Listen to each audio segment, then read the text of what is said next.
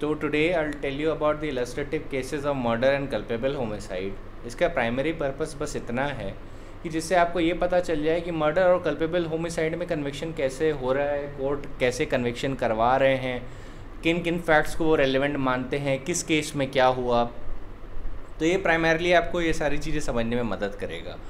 और क्या होगा इलस्ट्रेटिव केसेस समझने के बाद? इलस्ट्रेटिव केसेस में से कुछ केस ऐसे होंगे जो प्रैक्टिकलिटी के लिए बहुत ज़रूरी हैं, कुछ केस ऐसे हैं जो थियोरेटिकल नॉलेज के लिए बहुत ज़रूरी हैं, वो भी मैं आपको बताता चलूँगा इसी में।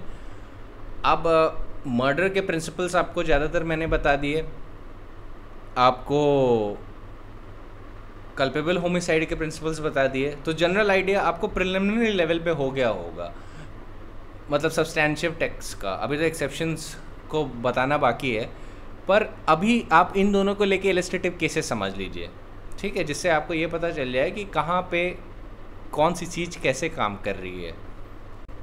आपको एक और बात का ध्यान रखना होगा कि जैसे ये जो डिफरेंस है ना कि कब culpable homicide not amounting to murder है या culpable homicide amounting to murder है, ये डिफरेंस सबसे कॉम्प्लेक्स डिफरेंस है सारे क्रिमिनल लॉ की प्रैक्टिस में। आप जब भी 304 देखेंगे, और इसके अंदर भी और डिवीज़न है, जैसे 304 में इंटेंशन की जहाँ तक बात है उसका पनिशमेंट अलग दिया है, उसमें maximum punishment imprisonment for life है और विच में एक्सटेंड टू 10 ईयर्स। पर जो नॉलेज की, जहाँ पे knowledge is punishable as culpable homicide, वहाँ पे मैक्सिमम पनिशमेंट सिर्फ 10 साल है, इम्प्रिजनमेंट फॉर लाइफ नहीं है। और वहाँ पे एक और चीज़ क्या है कि जो मिनिमम सेंटेंस है वो फाइन है, मतलब फाइन पे भी छोड़ा जा सकता है। So I read just 304 for you. Punishment for culpable homicide not amounting to murder, whoever commits culpable homicide not amounting to murder shall be punished with imprisonment for life or imprisonment for either description of a term which may extend to 10 years and shall also be liable to fine, मतलब fine भी साथ में जोड़ा होगा। if the act by which death is caused is done with the intention of causing death or with intention of causing such bodily injury as is likely to cause death। तो basically जो part 1 है 304 का, वो intention को punish कर रहा है, knowledge को नहीं। इंटेंशन की बात कर रहा है, चाहे वो इंटेंशन टू कॉज डेथ वाला पार्ट हो या intention to cause such bodily injury as is likely to cause death. तो 304 का फर्स्ट पार्ट इंटेंशन से कन्फाइंड है। 304 का जो सेकंड पार्ट है वो नॉलेज की बात करता है, वो कहता है और with the imprisonment for either description of a term which में एक्सटेंड टू 10 ईयर्स और विद फाइन। तो 10 साल का दे सकता है या फाइन दे सकता है या दोनों दे सकता है, मतलब मिनिमम अगर जज चाहे तो फाइन दे के भी छोड़ सकता है। If the act is done with the knowledge that it is likely to cause death, मतलब knowledge है that the act is likely to cause death, but without any intention to cause death or to cause such bodily injury as is likely to cause death। तो second part में 304 में intention गायब होना चाहिए। But culpable homicide which amounts to murder जो 302 में punishable है, उसका पनिशमेंट क्या है? उसका पनिशमेंट या तो डेथ है या तो इम्प्रिजनमेंट फॉर लाइफ है। तो इससे आपको एक जनरल आइडिया होगा कि लॉ इसको अलग अलग तरीके से ट्रीट कर रहा है। अच्छा, ये एक्सप्रेशंस क्यों यूज़ हो रहे हैं, culpable homicide not amounting to murder या culpable homicide amounting to murder, ये एक्सप्रेशंस क्यों यूज़ हो रहे हैं? क्योंकि हमेशा याद रखिएगा, मर्डर जो है वो कल्पेबल होमिसाइड की स्पीशी है। Culpable homicide is the genus of which murder is a species, ठीक है, ये हमेशा याद रखिएगा। So in order for something to be murder, it has to be culpable homicide first, and then you satisfy it in the parameters of murder। अगर कोई act culpable homicide ही नहीं है तो वो मर्डर भी नहीं हो सकती, ठीक है। बट एक चीज़ का ध्यान रखिएगा, मर्डर के अपने नुआंसेस होते हैं, ये मैं कल के लेक्चर में बता चुका हूँ कि क्या क्या होते हैं। एक और एक्सप्रेशन आप यूज़ कर सकते हैं कि all murders are culpable homicide but all culpable homicides are not murder, ये भी एक्सप्रेशन आप यूज़ कर सकते हैं, ठीक है। तो ये अंडरस्टैंडिंग के लिए भी है और ये आपको एक उसका नेचर बताने के लिए भी है। तो अब मैं इलस्ट्रेटिव केसेस से शुरुआत करता हूँ।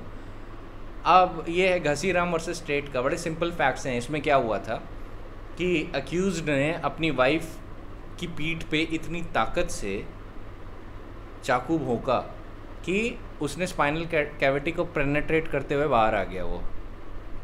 तो इसमें क्या पाया गया, आप खुद सोचिए, ये क्या है? यहाँ पे इंटेंशन टू किल है या नहीं? Of course there is an intention to kill. यहाँ पे this person was held liable for murder. Similarly अब दूसरा केस बताता हूँ, R Venkalu versus state of Hyderabad. इसमें अक्यूज ने क्या किया था, बदला लेने के लिए विक्टिम्स अपने रूम में सोए हुए थे, तो रूम उसने लॉक किया बाहर से और फिर आग लगा दी। फिर गांव वालों ने बीच बचाव करने की कोशिश की, आग बुझाने की कोशिश की, तो भी उसने गांव वालों को प्रिवेंट किया कि नहीं आग ना बुझने दो। तो यहाँ पे व्हाट डू यू फाइंड, यहाँ पे इंटेंशन क्या है? यहाँ पे इंटेंशन मर्डर का है, because he wanted to take the revenge and he committed murder of the victims who were sleeping in their room. और उसका जो फर्दर कंडक्ट था विलेजर्स को रोकना, ये भी एक एग्रेवेटिंग सर्कमस्टेंस में चला गया, जो इंटेंशन दिखा रहा था उसका कि his intention was to kill the deceased persons. And always remember, wherever it is shown that an act is done with an intention of causing death, तो आप जानते हैं सेक्शन 300 क्या कहता है, except in the cases hereinafter excepted, culpable homicide is murder if the act is done with the intention of causing death. ठीक है, तो अगर यहाँ पे इंटेंशन फॉर कॉजिंग डेथ दिख गया तो straight forward culpable homicide murder में ट्रांसफॉर्म हो जाती है सीधे। फिर वहाँ पे सेकंड, थर्ड या फोर्थ क्लॉज की तरह उस पर क्वालिफिकेशंस नहीं है, उस पर सिर्फ एक क्वालिफिकेशन है कि सेक्शन 300 के 5 एक्सेप्शंस में नहीं जानी चाहिए। ठीक है, as far as the intention to cause death is concern. फिर intention to cause bodily injury पे क्वालिफिकेशंस होते हैं और फिर नॉलेज पे क्वालिफिकेशंस होते हैं। But as far as intention of causing death की एक्ट इज कंसर्न, वहाँ पे स्ट्रेट फॉरवर्ड है कि कल्पेबल होमिसाइड मर्डर ही कहलाएगी unless it falls within any other 5 exceptions under section 300। फिर नेक्स्ट केस है Nishan Singh versus state of Punjab. अब इसमें क्या हुआ था, अक्यूज्ड पर्सन ने वेपन छीना किसी से और दूसरे आदमी को ब्रूटली मार दिया, डिसीज पर्सन को ब्रूटली उसने बचा कर दिया। तो ऐसे में सुप्रीम कोर्ट ने सिचुएशंस देखी, सर्कमस्टेंसेस देखे और उसके बाद ये पाया कि अगर अक्यूज्ड ऐसे सर्कमस्टेंसेस में ये डिफेंस लेता है कि मेयरली बिकॉज उसने किसी दूसरे से वेपन लेके डिसीज्ड पर्सन को मारा था, तो ये नहीं कहा जा सकता कि उसके पास इंटेंशन टू किल नहीं है, क्योंकि इंजरीज उसने किस तरीके से इन्फ्लिक्ट की, किस पार्ट पे की, vital part of the body पे इन्फ्लिक्ट की और किस तरीके से मारा। तो ये सारी चीज़ें जब एक साथ गैदर होती हैं तो फिर कोर्ट देख सकता है कि हाँ इंटेंशन टू मर्डर था। तो हुआ क्या निशान Singh versus state of Punjab में? निशान Singh versus state of Punjab में इतनी सी एक्ट हुई थी कि जो अक्यूज्ड पर्सन था उसने किसी और से वेपन छीना और उसके बाद जो डिसीज पर्सन था उसको ब्रूटली मार दिया। और जब उसने ब्रूटली मार दिया तो फिर उसने बोला कि क्योंकि मैंने वेपन किसी और से लिया था तो फिर मेरा इंटेंशन टू किल हो नहीं सकता। तो सुप्रीम कोर्ट ने कहा ऐसा कोई प्रिजम्पशन नहीं होता, intention invisible states of mind होती हैं और ये फैक्टर सर्कमस्टेंसेस से हम लोग गैदर करते हैं। और इंजरी जो आपने vital part of the body पे दी थी उसको देने का तो आपका इंटेंशन था। तो क्या 2 पैरामीटर साबित हो गए? First, you had the intention of causing bodily injury. Second, medical evidences और बाकी एविडेंसेस से ये दिख गया कि injury was sufficient in ordinary course of nature to cause death. तो इनका कन्विक्शन किस बात के लिए हुआ? मर्डर के लिए हुआ। मर्डर कौन से क्लॉज में? सेक्शन 300 3rd क्लॉज में। ठीक है, तो यहाँ पे भी सुप्रीम कोर्ट ने कहा कि अक्यूज्ड के पास इंटेंशन टू कॉज डेथ या बॉडीली इंजरी है या नहीं, ये फैक्टर सर्कमस्टेंसेस से गैदर होता है। ठीक है, वो किस तरीके से एक्ट किया, कैसे एक्ट किया, all of it is relevant. तो कल मैंने आपको Mangesh versus state of Maharashtra का जजमेंट बताया था, वो बहुत रेलेवेंट होता है इस पर्पस से कि आप इंटेंशन कैसे गैदर करेंगे। तो प्रीवियस लेक्चर को ज़रूर सुनिएगा if you miss that case, या आप स्टडी नोट से Mangesh versus state of Maharashtra सीधे भी पढ़ लीजिएगा। ठीक है, कल भी मैंने बताया था, स्टडी नोट में आपके पास अवेलेबल है, यू कैन रीड दैट। अब एक कंटेंशन के बारे में और बताता हूँ। अब सुदर्शन कुमार वर्सेस स्टेट में ये डिफेंस लिया गया कि मैंने डिसीज्ड के ऊपर ग्रीवियस इंजरीज तो की थी पर वो देखिए 12 दिन ज़िंदा रहा, तो फिर मेरी जो एक्ट है डायरेक्ट एक्ट नहीं है। कोर्ट ने कहा ये सारी चीज़ें नहीं चलेंगी। जब आपकी एक्ट की वजह से वो डेथबेड पे अपने चला गया तो आपकी एक्ट कॉजा साइन क्वा नॉन कहलाएंगी। और मेडिकल एविडेंस ये भी दिखा रहा था कि जो इनकी एक्ट हैं, जो अक्यूज पर्सन ने जो इंजरीज इन्फिक्ट की थी डिसीज्ड पे, वो इतने ग्रीवियस कैरेक्टर की थी कि they were sufficient in ordinary course of nature to cause death. तो सुदर्शन कुमार वर्सेस स्टेट में सुदर्शन कुमार का यही जो कंटेंशन था कि डिसीज्ड 12 दिन तक के लिए ज़िंदा था, उसके बाद मरा था, उसको सेट असाइड किया और बोला सीधे कि मेडिकल एविडेंस ये दिखा रहा है कि जो आपने इंजरीज की थी they were sufficient in ordinary course of nature to cause death and hence you would be liable for that. Murder के लिए इसमें भी लायबल करार हुए थे ये। अब ये नेक्स्ट जो इलस्ट्रेटिव केस है वो है public prosecutor versus मुशुनुरु Surya Narayan मूर्ति। 2 जनवरी 1912 को ये डिसाइड हुआ था। अब ये बहुत ही इम्पॉर्टेंट केस है। ये किस पोजीशन से डील करता है? ये उस पोजीशन से डील करता है कि जब कोई आदमी लेटर सपोज किसी को मारने के इंटेंशन से उसके खाने में जहर मिला दे, और जिसको मारना था वो तो नहीं मरा, कोई और वो खाना खा गया, वो मर गया, तो ऐसे में अक्यूज्ड की क्या रिस्पॉन्सिबिलिटी होगी? ये केस इस पॉइंट से डील करता है। अब इसमें जो जजेस होते हैं वो बोलते हैं the mens rea which is essential to criminal responsibility existed with reference to the act done by the accused in attempting to kill Apala Narasimhulu. मतलब जिसको मारना चाह रहे थे उसके खाने में इन्होंने जहर मिलाया, पर उसको तो नहीं मार पाए, कोई दूसरी लड़की थी जिसने वो खाना खा लिया, वो मर गई उसको खा के, ठीक है। Though not in regard to the girl whose death he in fact caused, and all that the section requires is that act of the accused person should have caused the death of another person। यही section की requirement है। Section ये नहीं कहता कि whoever voluntarily causes death, वॉलंटरीनेस की बात नहीं करता। सेक्शन 299 इस बात पे सफिशिएंट है कि if the death is actually caused even though involuntarily caused to one person by an act intended or caused or he caused the death of another person, चाहे तो वो अपनी इंटेंशन से जिसको मारना चाह रहा है उसको मार दे, या गलती से जिसको मारना चाह रहा था उसको ना मारने की बजाय किसी और को मार दे, दोनों ही सिचुएशन में वो लायबल होगा। यहाँ पे कॉन्ट्रीब्यूटरी नेग्लिजेंस का पॉइंट नहीं चल पाएगा। अब जैसे कि इस केस में क्या हुआ था, हलवे में जहर डाला गया था अपाला को मारने के लिए, ठीक है। अपाला there was this one person, अब उसको मारने के लिए जहर डाला गया उसमें। अब अपाला ने तो खाया नहीं, एक लड़की ने खा लिया।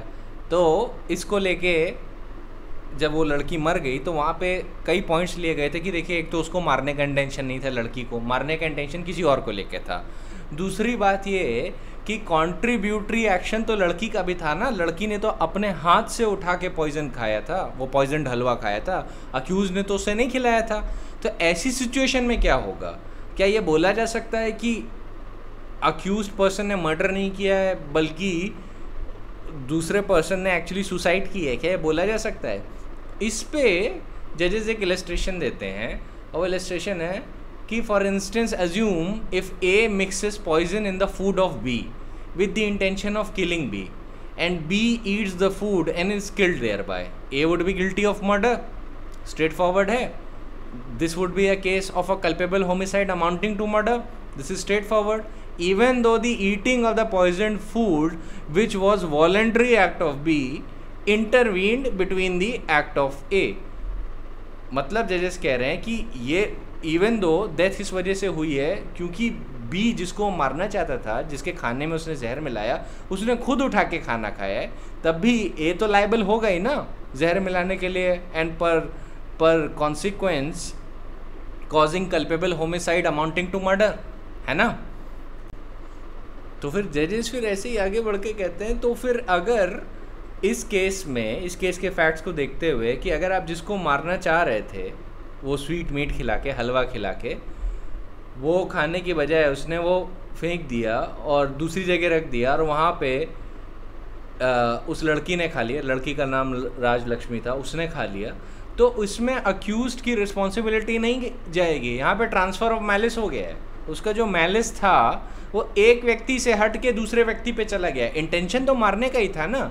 अगर एक आदमी लेट अस सपोज बी को मारना चाहता है रात के अंधेरे में और बी की जगह ए को मार दे गलती से, उसे बी समझ के, तो यहाँ पे वो culpable homicide amounting to murder ही कहलाएगी ना। तो वही जजेस बता रहे हैं कि ये नहीं चलेगा कि आपको जिसको मारने का इंटेंशन था आप उसको नहीं मार पाए, गलत आदमी मर गया, उसको आप मारना भी नहीं चाहते थे। दूसरी बात, आप कॉन्ट्रीब्यूटरी नेग्लिजेंस की बात नहीं उठा सकते कि उसने तो हलवा अपनी वॉलंटरी एक्ट से खाया था। ये सारी बात आप नहीं उठा सकते, ये सारे कंटेंशन नहीं चलेंगे, क्योंकि कहीं पे भी कल्पेबल होमिसाइड ये नहीं बताता कि the act must be voluntarily. Voluntariness की बात नहीं करता, वो बस इतना बोलता है कि एक्ट मस्ट हैव, जो एक्ट है वो इस नेचर की होनी चाहिए जिसमें इंटेंशन टू कॉज डेथ है या intention to cause such bodily injury that is likely to cause death etcetera etcetera. ये मेन एसेंस है, वॉलंटरीनेस की बात नहीं है वहाँ पर। तो अगर due to some intervening circumstances जिसको आप मारना चाह रहे थे अपाला को, उसने वो हलवा खाया नहीं जो पॉइजन था, तो इंटरवीनिंग सर्कमस्टेंसेस की वजह से उसकी जगह किसी और ने खा लिया, और जब उसकी जगह किसी और ने खा लिया तो आप भी उसकी मौत के लिए उतने ही जिम्मेदार हैं as if you have achieved your original objective. ये क्या होगा यहाँ पे? ट्रांसफ़र ऑफ मैलिस हो जाएगा। गलत आदमी को मारना चाह रहे थे, मतलब एक आदमी को मारना चाह रहे थे और गलत आदमी को मार दिया। ट्रांसफ़र ऑफ मैलिस कहाँ पे है? 301 आईपीसी में है। 301 आईपीसी क्या कहता है? Culpable homicide by causing death of a person other than the person whose death was intended. If a person by doing anything which he intends, जिसका इंटेंशन रखता हो, या knows to be likely to cause death, जिसकी knowledge रखता हो, which knows to be likely to cause death, commits culpable homicide by causing death of any person who death he neither intends nor knows himself to be likely to be caused. The culpable homicide committed by the offender is of the description of which it would have been if he had caused the death of a person whose death he intended or knew himself to be likely to cause. तो ये क्या बोल रहा है? 301 ये बोल रहा है कि उस culpable homicide का description वैसा ही होगा as if he caused death of a person whose death he intended or knew himself to be likely to cause. तो अब वापस आते हैं public prosecutor versus Surya Narayan मूर्ति पे। इसमें वही जजेस बोलते हैं कि आप जिसको मारना चाह रहे थे उसको तो नहीं मार पाए, उसके खाने में आपने जहर मिलाया, पर due to some intervening circumstances किसी और ने वो खाना खा लिया। तो ऐसे केस में आपकी culpable homicide amounting to murder से लाइबिलिटी हटती नहीं है, you are liable for that. ठीक है। अच्छा, एक और चीज़ का ध्यान दीजिएगा कि 301 में जो ये बात बोली गई है ना कि culpable homicide committed by the offender is of the description, ये जो डिस्क्रिप्शन है ये कौन सी डिस्क्रिप्शन की बात कर रहा है 301? ये उसी चीज़ की बात कर रहा है कि अगर मान लीजिए culpable homicide amounting to murder है तो फिर मर्डर का सेंटेंस होगा। 301 वही कह रहा है कि वहाँ पे इंटेंशन मर्डर का मान लिया जाएगा, लेकिन अगर culpable homicide not amounting to murder है तो 301 304 का इफेक्ट क्रिएट करेगा। ठीक है। ये उन सिचुएशंस में होता है जहाँ पे जो इंटेंशन है, intention is either to commit culpable homicide amounting to murder और culpable homicide not amounting to murder, and where a person causes death of a person whose death he neither intends nor had the knowledge that he may cause it. ठीक है। तो यहाँ पे उसी situation में लगता है। अब मैं 301 पे 2 इलस्ट्रेशन दे देता हूँ। 301 पे ऐसे आप समझिए कि मान लीजिए ए है, ए बी को मारना चाहता है, जान लेना चाहता है, और वो ऐसी एक्ट करता है जो मर्डर की कैटेगरी में जाएगी। तो अगर वो बी की बजाय उन्हीं सर्कमस्टेंसेस में गलती से सी को मार देता है बी समझ के, तो ऐसी सिचुएशन में वो ट्रांसफ़र ऑफ मैलिस है और उसको मर्डर की सज़ा होगी। लेकिन लेट अस सपोज बी को ए मारना चाहता है, ए वांट्स टू किल बी, और बी इस सिचुएशन में है जहाँ पे जो अक्यूज्ड पर्सन है उसके पास लेट अस सपोज ग्रेव और सडन प्रोवोकेशन का डिफेंड है, तो पहले एक्सेप्शन में चला जाएगा। It will fall with in the first exception. तो ऐसी सिचुएशन में अगर वो गलती से बी पे गोली चलाता है और सी को लग जाती है, तब वो culpable homicide not amounting to murder कहलाएगी, तब वो मर्डर नहीं कहलाएगी। क्यों? क्योंकि पहले एक्सेप्शन में चला गया है। ठीक है, इसके और भी चीज़ होते हैं, इसे इलस्ट्रेटिव पर्पस के लिए बताया है, ये पूरा रेल्म नहीं डिसाइड कर रहा है 301 का, इसे इलस्ट्रेटिव पर्पस के लिए बताया मैंने। 301 पे भी हम लोग आएंगे और डिटेल में। Now back to the case. तो कोर्ट ने बोला कि अपाला की लाइबिलिटी, वो अपाला कह रहा हूँ, अक्यूज्ड पर्सन की लाइबिलिटी बिल्कुल भी नहीं जाएगी, merely because he intended to kill someone and he cause the death of someone else. किसी को मारना चाहता था, किसी की मौत हो गई। ठीक है, तो फिर जजेस और इलस्ट्रेशन देते हैं इस बात पे। वो इलस्ट्रेशन क्या देते हैं? वो कहते हैं, see throwing aside of the sweet meal by Apala and picking it and eating it by Rajalakshmi, वो वॉज द गर्ल वो डाइड, राजलक्ष्मी मर गई थी इसमें, can not absolve the accused from the responsibility of his act. No doubt the intervening events may sometime be such as to deprive the earlier act of the character of an efficient cause. Now suppose in this case Apala had discovered that the sweet meal was poisoned and then gave it to Rajlakshmi to eat. It is to his act that Rajlakshmi's death would be imputed and not to the accused. अब एक पहली बात यहाँ पे जैसे नहीं कही कि लेटर सपोज अपाला को पता चल जाता कि हलवे में जहर है और वो ये जानते हुए भी लड़की को खिला देता राजलक्ष्मी को, तब ऐसे केस में अक्यूज लाइबल नहीं होता डेथ के लिए राजलक्ष्मी की, ऐसे केस में अपाला लाइबल होता। ठीक है, फिर एक और इलस्ट्रेशन देते हैं। Suppose Apala either suspecting that the sweet meat was poisoned और merely thinking that it was not fit to be eaten, threw it away to some unfrequented places, so it may be put out of the harm's way, and Rajlakshmi, happening afterwards to pass that way, picked it up and ate it and was killed. The act of the accused in mixing the poison in the sweetmeat could in that case hardly be said to have caused her death within the meaning of section 299. अब ये second illustration में court क्या बोल रहा है? Court ये बोल रहा है कि अगर लेट अस सपोज अपाला को सस्पेक्शन होता है ये हलवा ख़राब है और वो फेंक देता वो कहीं पे, ठीक है, और लेट अस सपोज राजलक्ष्मी फिर वो उस जगह से जहाँ पे फेंका गया है हलवा वहाँ से उठा के खा लेती, तब ऐसे केस में अक्यूज्ड का डायरेक्ट नेक्सस नहीं है उस एक्ट से। डायरेक्ट नहीं, इनडायरेक्ट रिलेशन तो है पर डायरेक्ट नेक्सस नहीं है। आप जानते हैं कॉजा कॉजांस होना चाहिए, तो यहाँ पे क्योंकि डायरेक्ट नेक्सस नहीं है तो यहाँ पे अगर मान लीजिए इस सर्कमस्टेंस में जहाँ पे अपाला ने लेटर सपोज सस्पेक्ट करके कि हलवा ख़राब है फेंक दिया होता कहीं और वहाँ से फेंका हुआ हलवा राजलक्ष्मी उठा के खा लेती, तो ऐसे केस में अक्यूज लाइबल ना होता क्योंकि वहाँ पे कल्पेबल होमिसाइड का कोई भी क्राइटेरिया सेटिस्फाई नहीं हो रहा।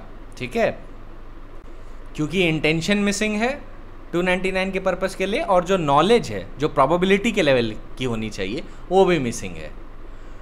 अब on the other hand third illustration देते हैं। On the other hand suppose Apala finding Rajalakshmi standing near him and without suspecting that there was anything wrong with the sweet meat gave a portion to her and she ate it and was killed. Could it be said that the accused who had given the poisoned sweet meat to Apala was not responsible for death of Rajlakshmi? I think not. जजेस ने बोला third situation में ये है कि अगर अपाला को letter suppose लगता है कि हलवा एकदम ठीक है और वो अपने पास ही में देखता है कि राजलक्ष्मी बैठी है, तो होता नहीं है कि आप खुद खा रहे हैं तो किसी और के भी साथ शेयर करते हैं। तो ऐसी सिचुएशन में अगर अपाला को लगता कि नहीं खाने में कुछ गड़बड़ नहीं है और फिर उसे वो लेटर सपोज राजलक्ष्मी को भी खिला देते, तो क्या ये अक्यूज्ड ऐसी बात कह सकता था कि उसमें मेरा हाथ नहीं है कि राजलक्ष्मी को खिला दिया गया, वो तो अपाला ने खुद खिलाया।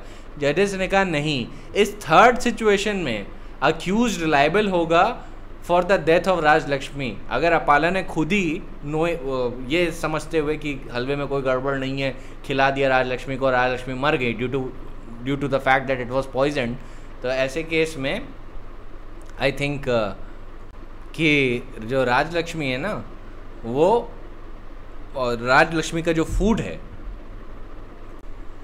वो उसे अपाला ने खिलाया even though it was poison, तो यहाँ पे अक्यूज की सिचुएशन यही होगी कि जो अक्यूज पर्सन है वो लाइबल होगा इस थर्ड सिचुएशन में। ठीक है, क्योंकि उसकी डायरेक्ट एक्ट की वजह से राजलक्ष्मी की मौत हुई। ठीक है, मैं एक बार फिर से थर्ड इलस्ट्रेशन रिपीट कर देता हूँ just in case you don't understand. Let us suppose there was this accused person वो पॉइजनड सम हलवा, ठीक है, स्वीट मील, और उसके बाद ही इंटेंट्स टू किल अपाला.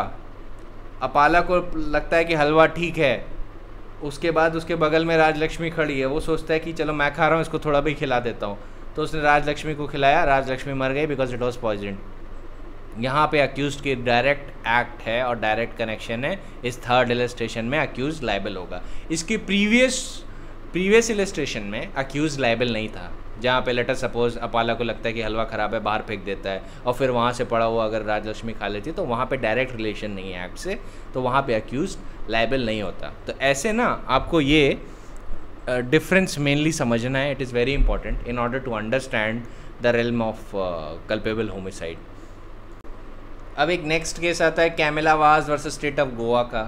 अब ये जो केस है ना, इसके पेक्यूलियर फैक्ट्स थे. देखिए ये जो सारे जो केसेस हैं ना, इनके अपने फैक्ट्स पे जजमेंट्स आ रहे हैं, तो आपको ये बस समझने के लिए यूज़ करना है. अब इस केस में क्या हुआ था, अक्यूज पर्सन जो थे ना, कुछ डंडे लेके गए थे, स्टिक्स लेके गए थे और चेन लेके गए थे कंप्लेनेंट को पीटने के लिए. सिर्फ पीटने के लिए गए थे, मारने जान लेने के लिए नहीं गए थे.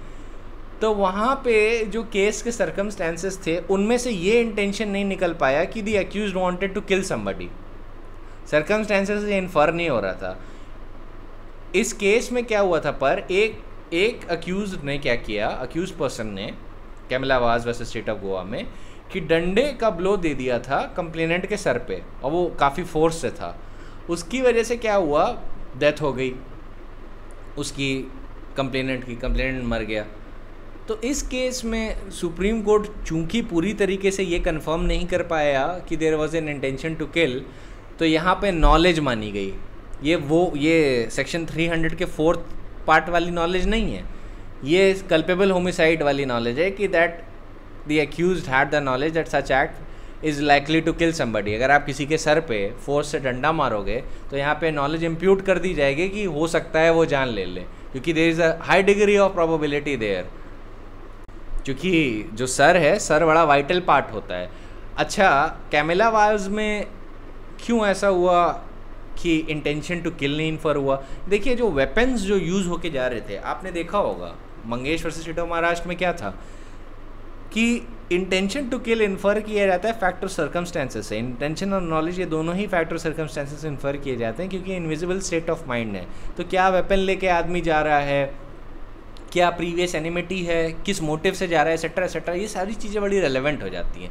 तो इसलिए कैमिला वाज में जो कन्विक्शन हुआ था वो 304 के पार्ट 2 में हुआ था, क्योंकि नॉलेज इम्प्यूट की गई थी which was of the level of culpable homicide not amounting to murder. Murder वाली नॉलेज याद रखिएगा, वो क्वालिफाइड नॉलेज है. Imminently dangerous act, in all probability committed without just cause and excuse, ये 3 एसेंशियल एलिमेंट्स हैं उसके.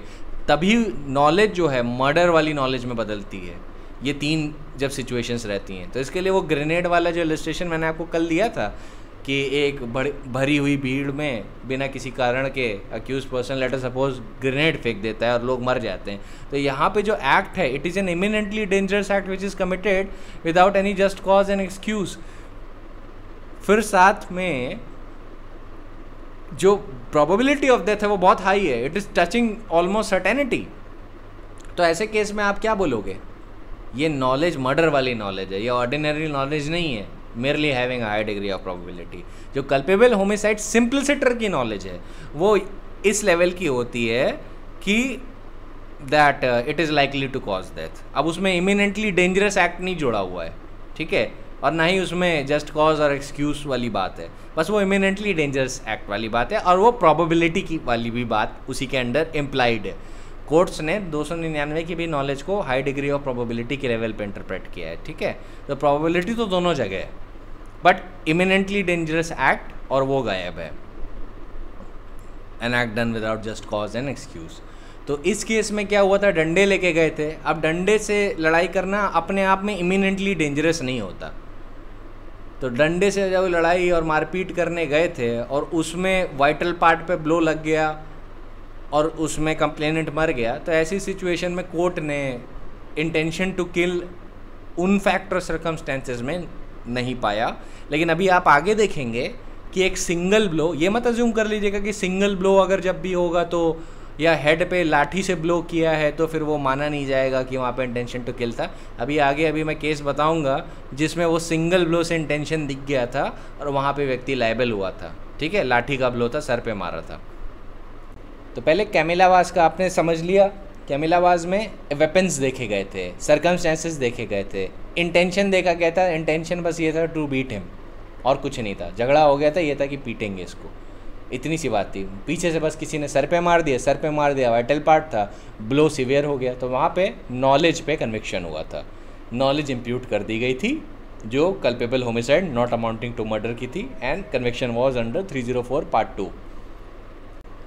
अब Sukhminder Singh versus state of Punjab में क्या पेक्यूलियर चीज़ हुई थी, अक्यूज्ड को पता चला कि उसके पेरेंट्स को पीटा गया है, तो वो बड़ा नाराज़ हुआ, झगड़ा हो रहा था डिसीज से। झगड़े के दौरान उसने अपने पास पड़ा हुआ गणासा देखा और एक ब्लो दे दिया डिसीज्ड को, वो एक गणासा blow caused his death. Accused के पास इंटेंशन टू किल नहीं था, वो सिर्फ झगड़ा करने गया था, झगड़ा बहुत हीटेड हो गया था, उसने पास ही में पड़ा हुआ एक गणासा देखा और उससे ब्लो किया।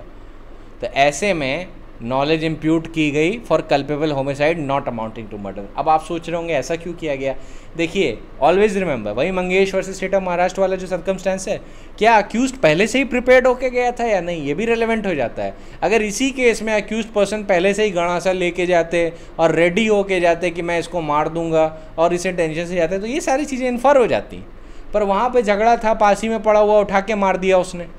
तो यहाँ पे ये सर्कमस्टेंसेस देखे, फिर यहाँ पे ये भी देखा कि जो अक्यूज्ड की स्टेट ऑफ माइंड थी वो राउज्ड इसलिए थी क्योंकि उसके पेरेंट्स पे हमला हुआ था, तो इसीलिए वो वहाँ पे जाके बातचीत करने गया, झगड़ा करने गया, मारने नहीं गया था, इंटेंशन टू किल के साथ नहीं गया था। फिर वहाँ पे सर्कमस्टेंसेस इतने हाई हो गए कि उसने पड़ा हुआ देखा गणासा और उससे मार दिया, ठीक है, अब उससे मार दिया तो वो ब्लो फेटल निकला, तो वहाँ पे कोर्ट ने बोला इंटेंशन टू किल तो नहीं है, ठीक है, पर यहाँ पे जो एक्ट है जितनी हड़बड़ी में हुई और जिन सर्कमस्टेंसेस में हुई वहाँ पे नॉलेज इम्प्यूट की जा सकती है, and knowledge was imputed upon him, और उसका कन्विक्शन हुआ 304 पार्ट 2 में Sukhmander Singh versus state of Punjab में। Similarly Ram Avtar versus state of Madhya Pradesh में क्या हुआ, दो ग्रुप्स आपस में झगड़ा कर रहे थे, उनमें से एक ग्रुप की मदर ने इंटरवीन किया, ठीक है, एक ग्रुप में एक लड़का था, उसकी मदर ने इंटरवीन किया।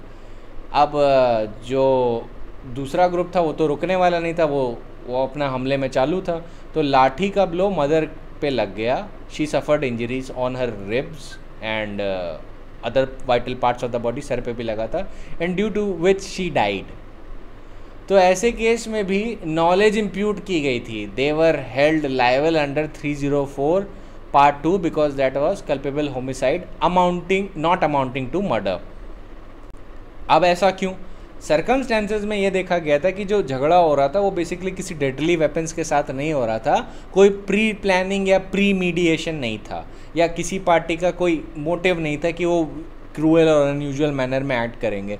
तो ये सारे टोटलिटी ऑफ द सर्कमस्टेंसेस में देखते हुए ये मर्डर के केस में नहीं गया था, पर कल्पेबल होमिसाइड का नॉलेज वाला पार्ट सेटिस्फाई हो गया था, क्योंकि दो चीज़ें जो नहीं साबित हुई थी उस पर भी आपको ध्यान रखना है कि इंटेंशन टू कॉज डेथ नहीं साबित हुआ था, और ये भी नहीं साबित हुआ था that there was an intention of the parties to cause a bodily injury which is likely to cause death, ये दोनों ही नहीं साबित हो पाए थे। इसीलिए 304 पार्ट 2 में कन्विक्शन हुआ, क्योंकि कोर्ट ने क्या किया, टोटलिटी ऑफ द सर्कमस्टेंसेस को देखते हुए नॉलेज ज़रूर इम्प्यूट करा दी। Remember, every rational man is presume to intend the consequences of his act.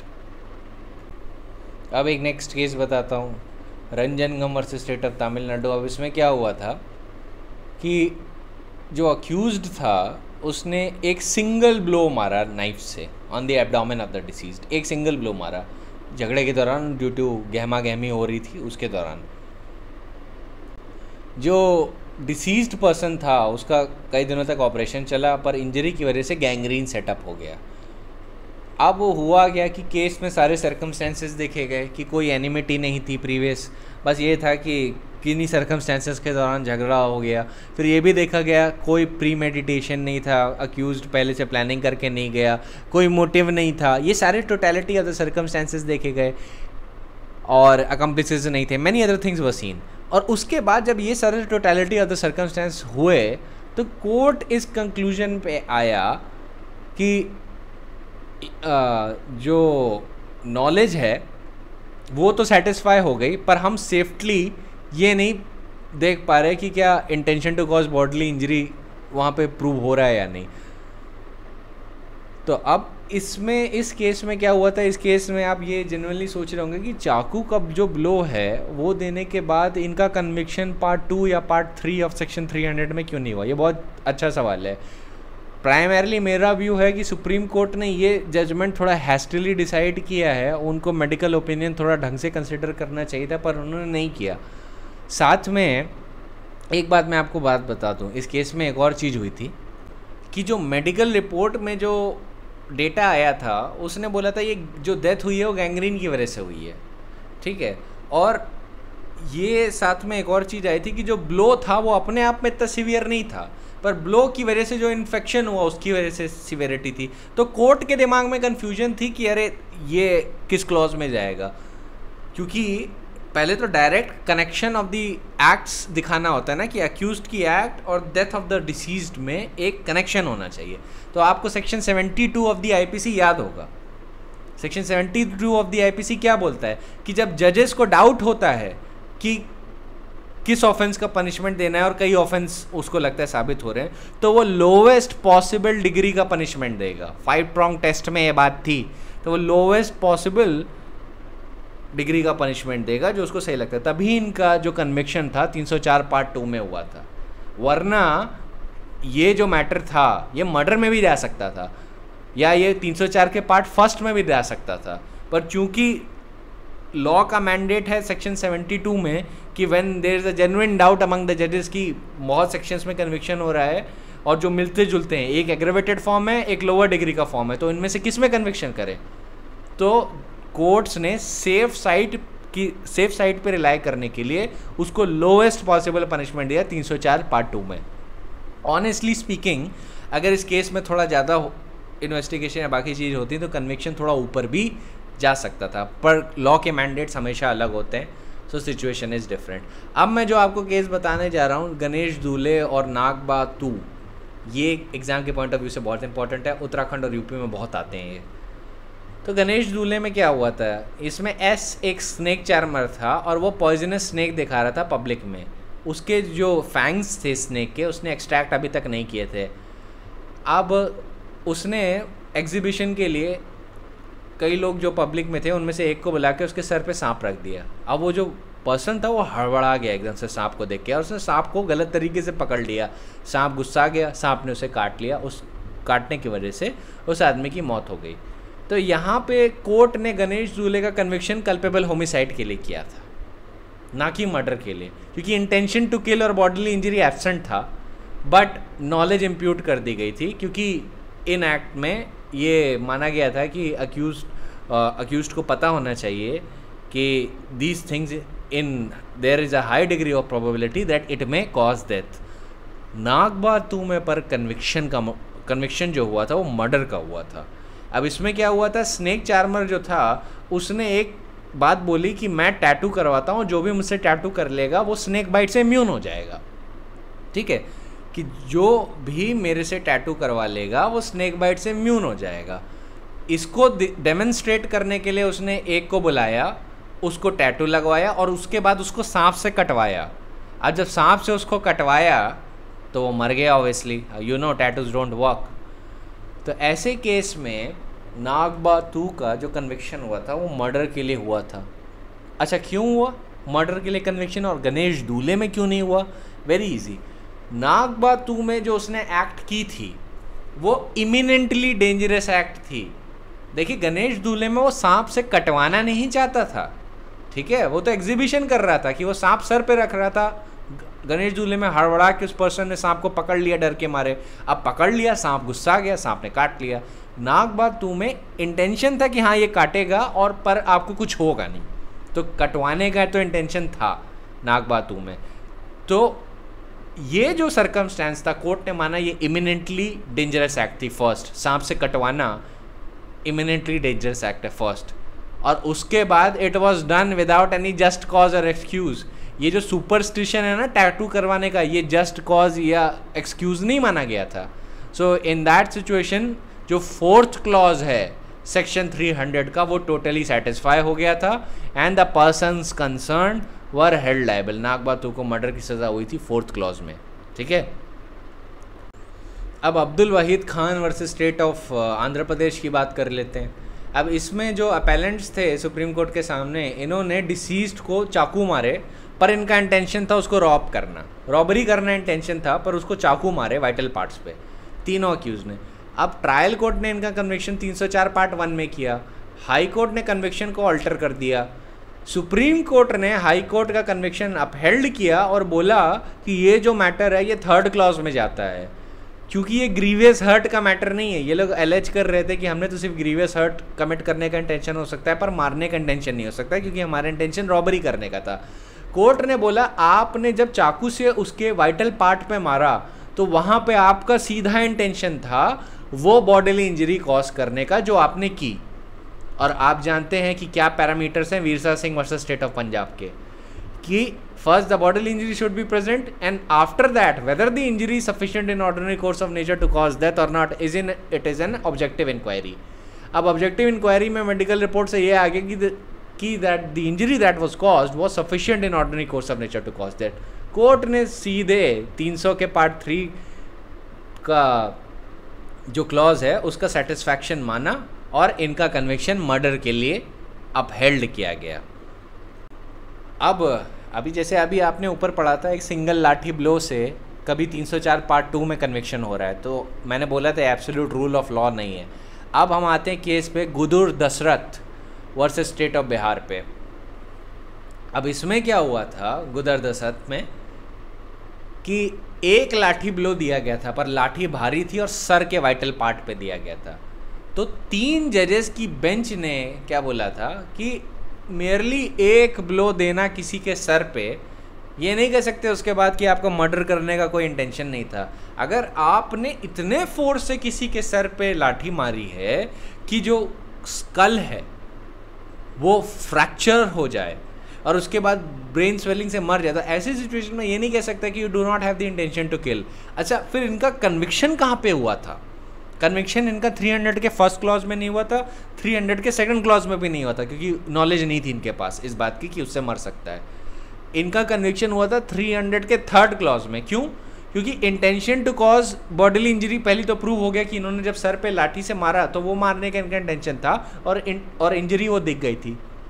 Second, क्या बात प्रूव हो गई कि the injury was sufficient in ordinary course of nature to cause death. और Virsa Singh versus state of Punjab के जितने प्रिंसिपल्स थे उनको ध्यान में रख के वो सेटिस्फाई हो गए एंड ही वॉज कन्विक्टेड। तो याद रखिएगा ये केस अथॉरिटी है उस पॉइंट पे कि a single lathi blow in certain circumstances may amount to murder. ठीक है, और इसमें कई चीज़ें ये रेलेवेंट हो जाती हैं कि लाठी का साइज़ क्या था, कितनी फेरोसिटी से ब्लो मारा गया, क्या blow is sufficient in ordinary course of nature to cause death और नॉट, ये सारी चीज़ें रेलेवेंट हो जाती है। वो जो अभी पहले मैंने केस बताया था उसमें ये बातें नहीं साबित हो पाई थी कि whether the blow was sufficient in ordinary course of nature to cause death, पर Gudur Dasharath versus state of Bihar में प्रूव हो गई थी। तो रिमेंबर, जब भी ये पूछा जाए कि क्या सिंगल लाठी ब्लो में अमाउंट टू मर्डर, यूल से येस एंड आप इसी को केस को कोट करेंगे। This case is the leading authority on that a single lathi blow में इन सर्टेन सर्कमस्टेंसेज में अमाउंट टू मर्डर। कभी भी अक्यूज ये नहीं बोल सकता कि मैंने एक ही ब्लो किया है तो फिर वो मर्डर का इंटेंशन नहीं हो सकता। कोर्ट बोलेगा कि जनरली हम सिर्फ यही नहीं देखते कि एक ब्लो है या मल्टीपल ब्लोज हैं, बहुत सारे सर्कमस्टेंसेज देखते हैं। ये तो एक रेलेवेंट पैरामीटर है, it is relevant but by itself not sufficient. Alright, relevant होता है, बाय इट सेल्फ सफिशियंट नहीं होता है। Similarly Jayprakash versus state Delhi administration, ये आपने राइट ऑफ प्राइवेट डिफेंस में भी मैंने आपको एक केस दिया होगा, ये भी इसी पॉइंट पे है।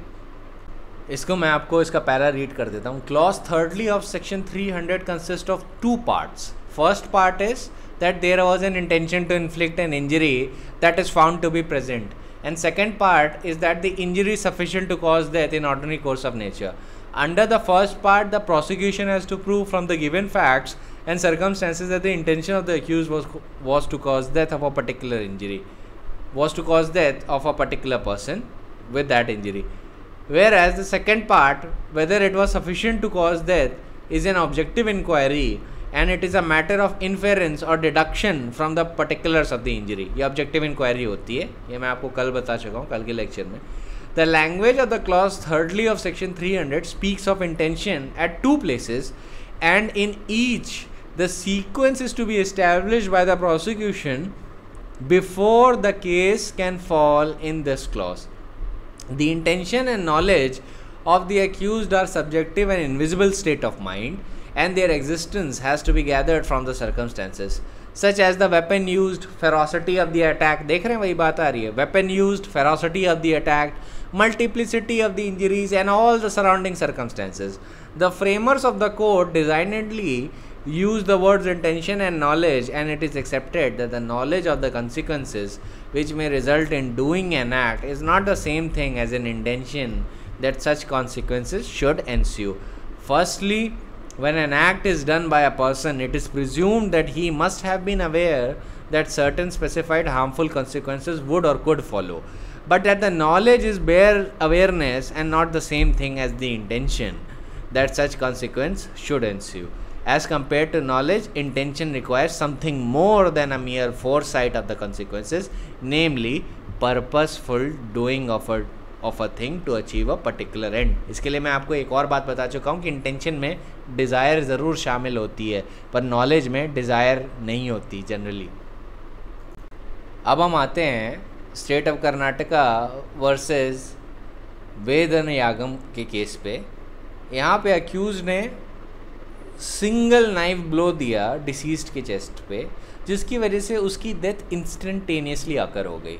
अब हुआ क्या कि ट्रायल कोर्ट ने 302 पार्ट 3 में 302 में कन्विक्शन दिया, क्योंकि जो केस के पैरामीटर्स थे वो सेक्शन 300 के थर्ड क्लॉज में सेटिस्फाई हो रहे थे, तो 302 में उसका कन्विक्शन हुआ. पर कर्नाटका हाई कोर्ट ने जजमेंट को अल्टर करके 304 पार्ट 2 में कन्विक्शन दिया, ये बोल के कि सिंगल ब्लो है, इंटेंशन नहीं दिख रहा, नॉलेज, ये नॉलेज में फॉल करेगा.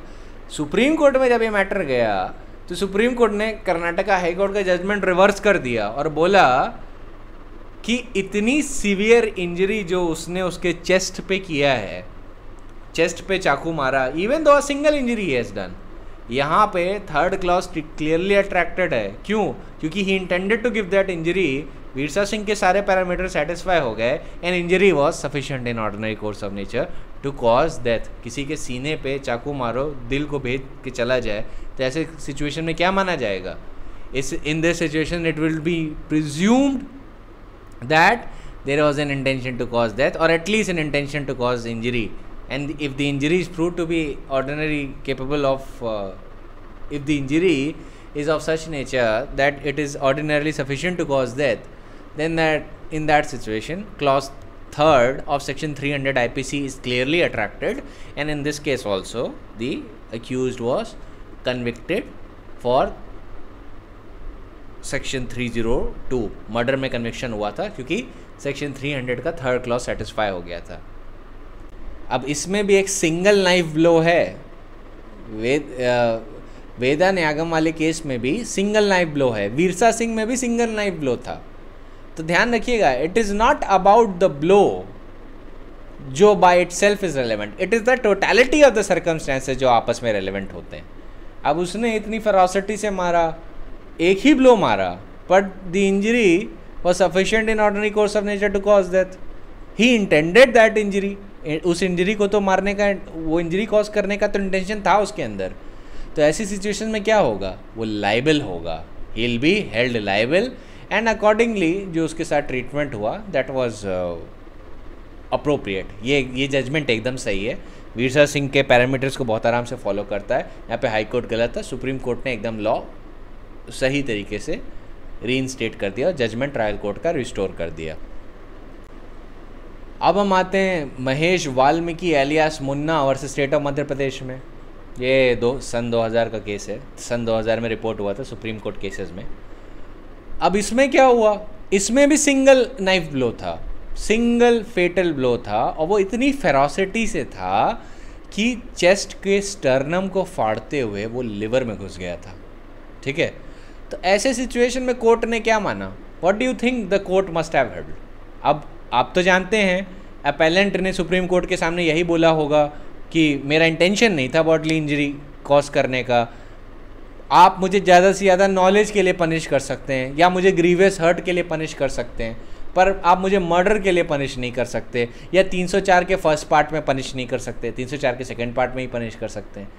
सुप्रीम कोर्ट ने सारे कंटेंशन सेट असाइड करते हुए ये बोला कि आपका कन्विक्शन सेक्शन 302 आईपीसी में बिल्कुल सही हुआ क्योंकि क्लॉज 3 ऑफ सेक्शन 300 पूरा सेटिस्फाइड हुआ। अब आप समझ सकते हैं कैसे।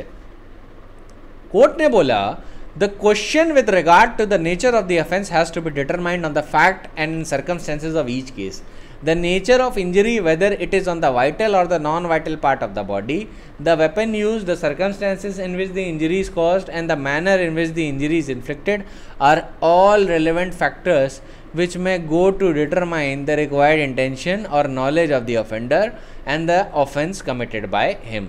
तो कोर्ट ने क्या बोला? इंजरी कैसे की है, किस तरीके से की है, क्या वाइटल पार्ट पे, क्या नॉन वाइटल पार्ट पे, fact and circumstances of the case क्या है, क्या वेपन यूज़ किया है, एसेट्रा। ये सारे टोटलिटी में कोर्ट देखता है, किसी एक चीज़ को देख के कंक्लूजन नहीं बनाता है।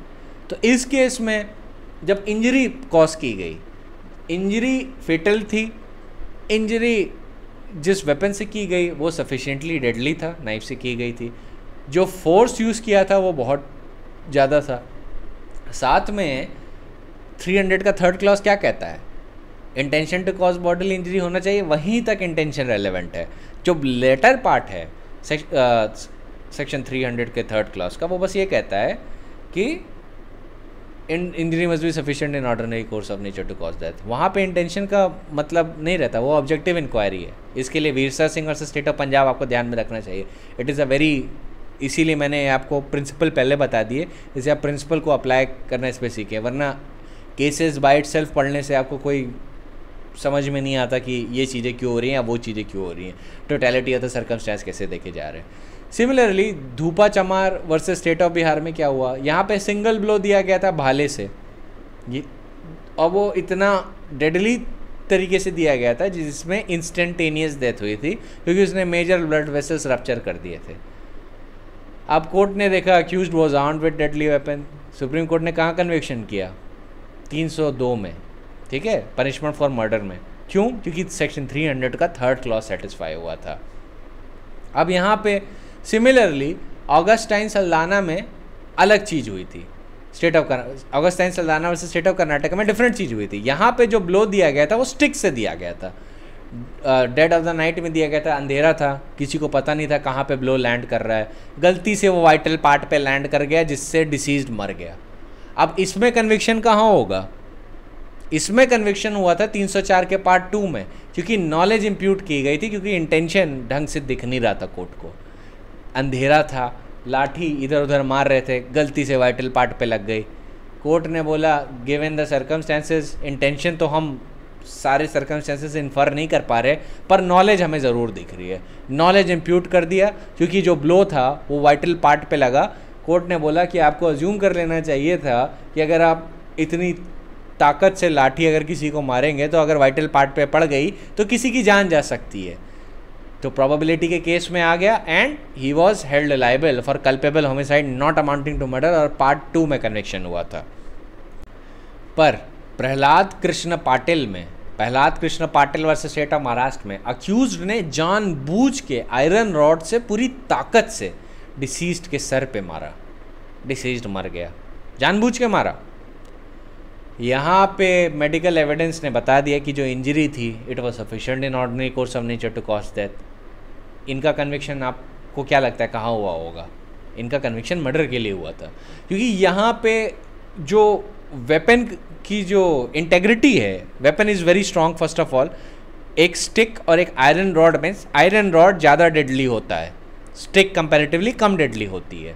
और दूसरी बात, अक्यूज्ड पर्सन ने टारगेट ही वाइटल पार्ट किया था, भले ही वो सिंगल ब्लो हो, he was still held liable because injury inflicted was sufficient in ordinary course of nature to cause death. और वो इंजरी गलती से नहीं की थी, वो इंजरी उसने टारगेट की थी. गलती से लग जाता तो बात कहीं और चली जाती, पर वो इंजरी उसने वाइटल पार्ट पे टारगेट की थी. He intended to give that injury.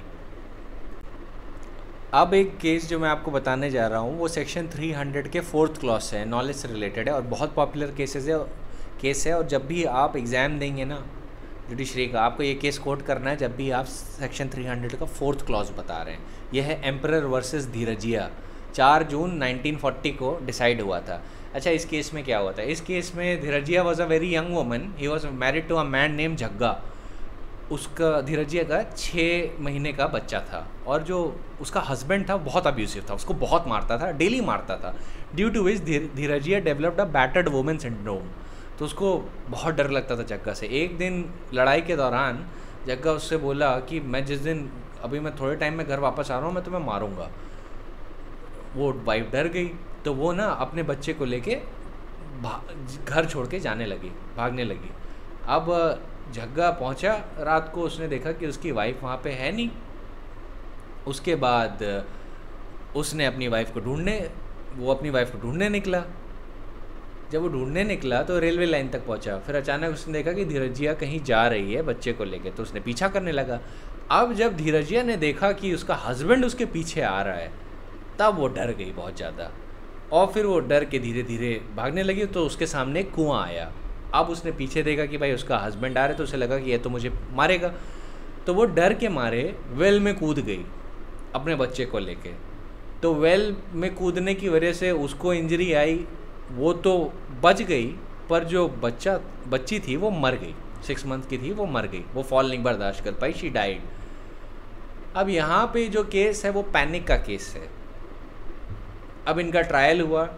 Trial में कोर्ट बोलता है कि it is well settled that it is not murder merely to cause death by doing an act with the knowledge that it is so imminently dangerous that it must in all probability cause death. In order that an act done with such knowledge should constitute murder, it is necessary that it should be committed without any excuse for incurring the risk of causing death or bodily injury. An act done with the knowledge of its consequences is not prima facie murder. It becomes murder only if it can be positively affirmed that there was no excuse. The requirements of this section are not satisfied by the act of homicide being one of the extreme recklessness. It must in addition be wholly inexcusable. When a risk incurred, even a risk of gravest possible character, which must normally result in death, the taking of the risk is not murder unless it was inexcusable to take it. So far as the conviction are concerned, therefore, the result of the appeal is that the appellant's conviction under 302 IPC is set aside and is substituted for conviction under 304 IPC. अब आप सोचिए court ने ये क्यों कहा. Court ने basically क्या समझाया कि प्रोसिक्यूशन ये बोल रहा था कि देखिए ये इमिनेंटली डेंजरस एक्ट की बच्चे को लेके कुएं में कूद गई, ये डेंजरस एक्ट है, इनको तो पता होना चाहिए था कि बच्चा और प्रोबेबिलिटी में मर जाएगा, और ये इमिनेंटली डेंजरस एक्ट थी. Of course jumping inside a well और इन अ रिवर और from the top of the hill is an imminently dangerous act. High degree of probability border lining on certainty होता है कि यहाँ पे डेथ होगी. तो ऐसे केस में प्रोसिक्यूशन ये बोल रहा था कि ये इमिनेंटली डेंजरस एक्ट है, तो इनकी जो धीरजिया की जो एक्ट है ये 4th क्लॉज में जानी चाहिए. कोर्ट ने बोला कि जब हम सेक्शन 300 का 4th क्लॉज देखते हैं तो ये बात तो सेटिस्फाई होती है कि ये इमिनेंटली डेंजरस एक्ट है, पर ये नहीं सेटिस्फाई होता कि जो एक्ट है धीरजिया की उसको कमिट करने के लिए उसके पास एक्सक्यूज नहीं था. कोर्ट ने बोला ये दोनों पैरामीटर सेटिस्फाई होना चाहिए कि एक्ट इमिनेंटली डेंजरस भी होनी चाहिए और साथ में कोई एक्सक्यूज़ ना होना चाहिए उस एक्ट को कमिट करने का. तो कोर्ट ने एक्सक्यूज़ क्या पाया? कोर्ट ने एक्सक्यूज़ ये पाया कि जब उसका हस्बैंड उसका पीछा कर रहा था तो शी पैनिक्ड, वो डर गई थी बहुत ज़्यादा, and due to that panic she jumped inside the well because she thought that her husband is either going to kill her or beat her so bad that she'll die eventually. ये उसकी state of mind थी. तो क्योंकि उस state of mind में उसने ये काम किया तो ये नहीं कहा जा सकता कि उसके पास एक्सक्यूज़ नहीं था, even though the act was eminently dangerous. तो कोर्ट ने पाया कि देखिए फोर्थ क्लॉज का पैरामीटर सेटिस्फाई नहीं हो पाया क्योंकि वो एक्सक्यूज़ के मैटर पे मात खा गया। The prosecution was unable to satisfy the court as to the matter of fact whether the act was committed without any just cause or excuse.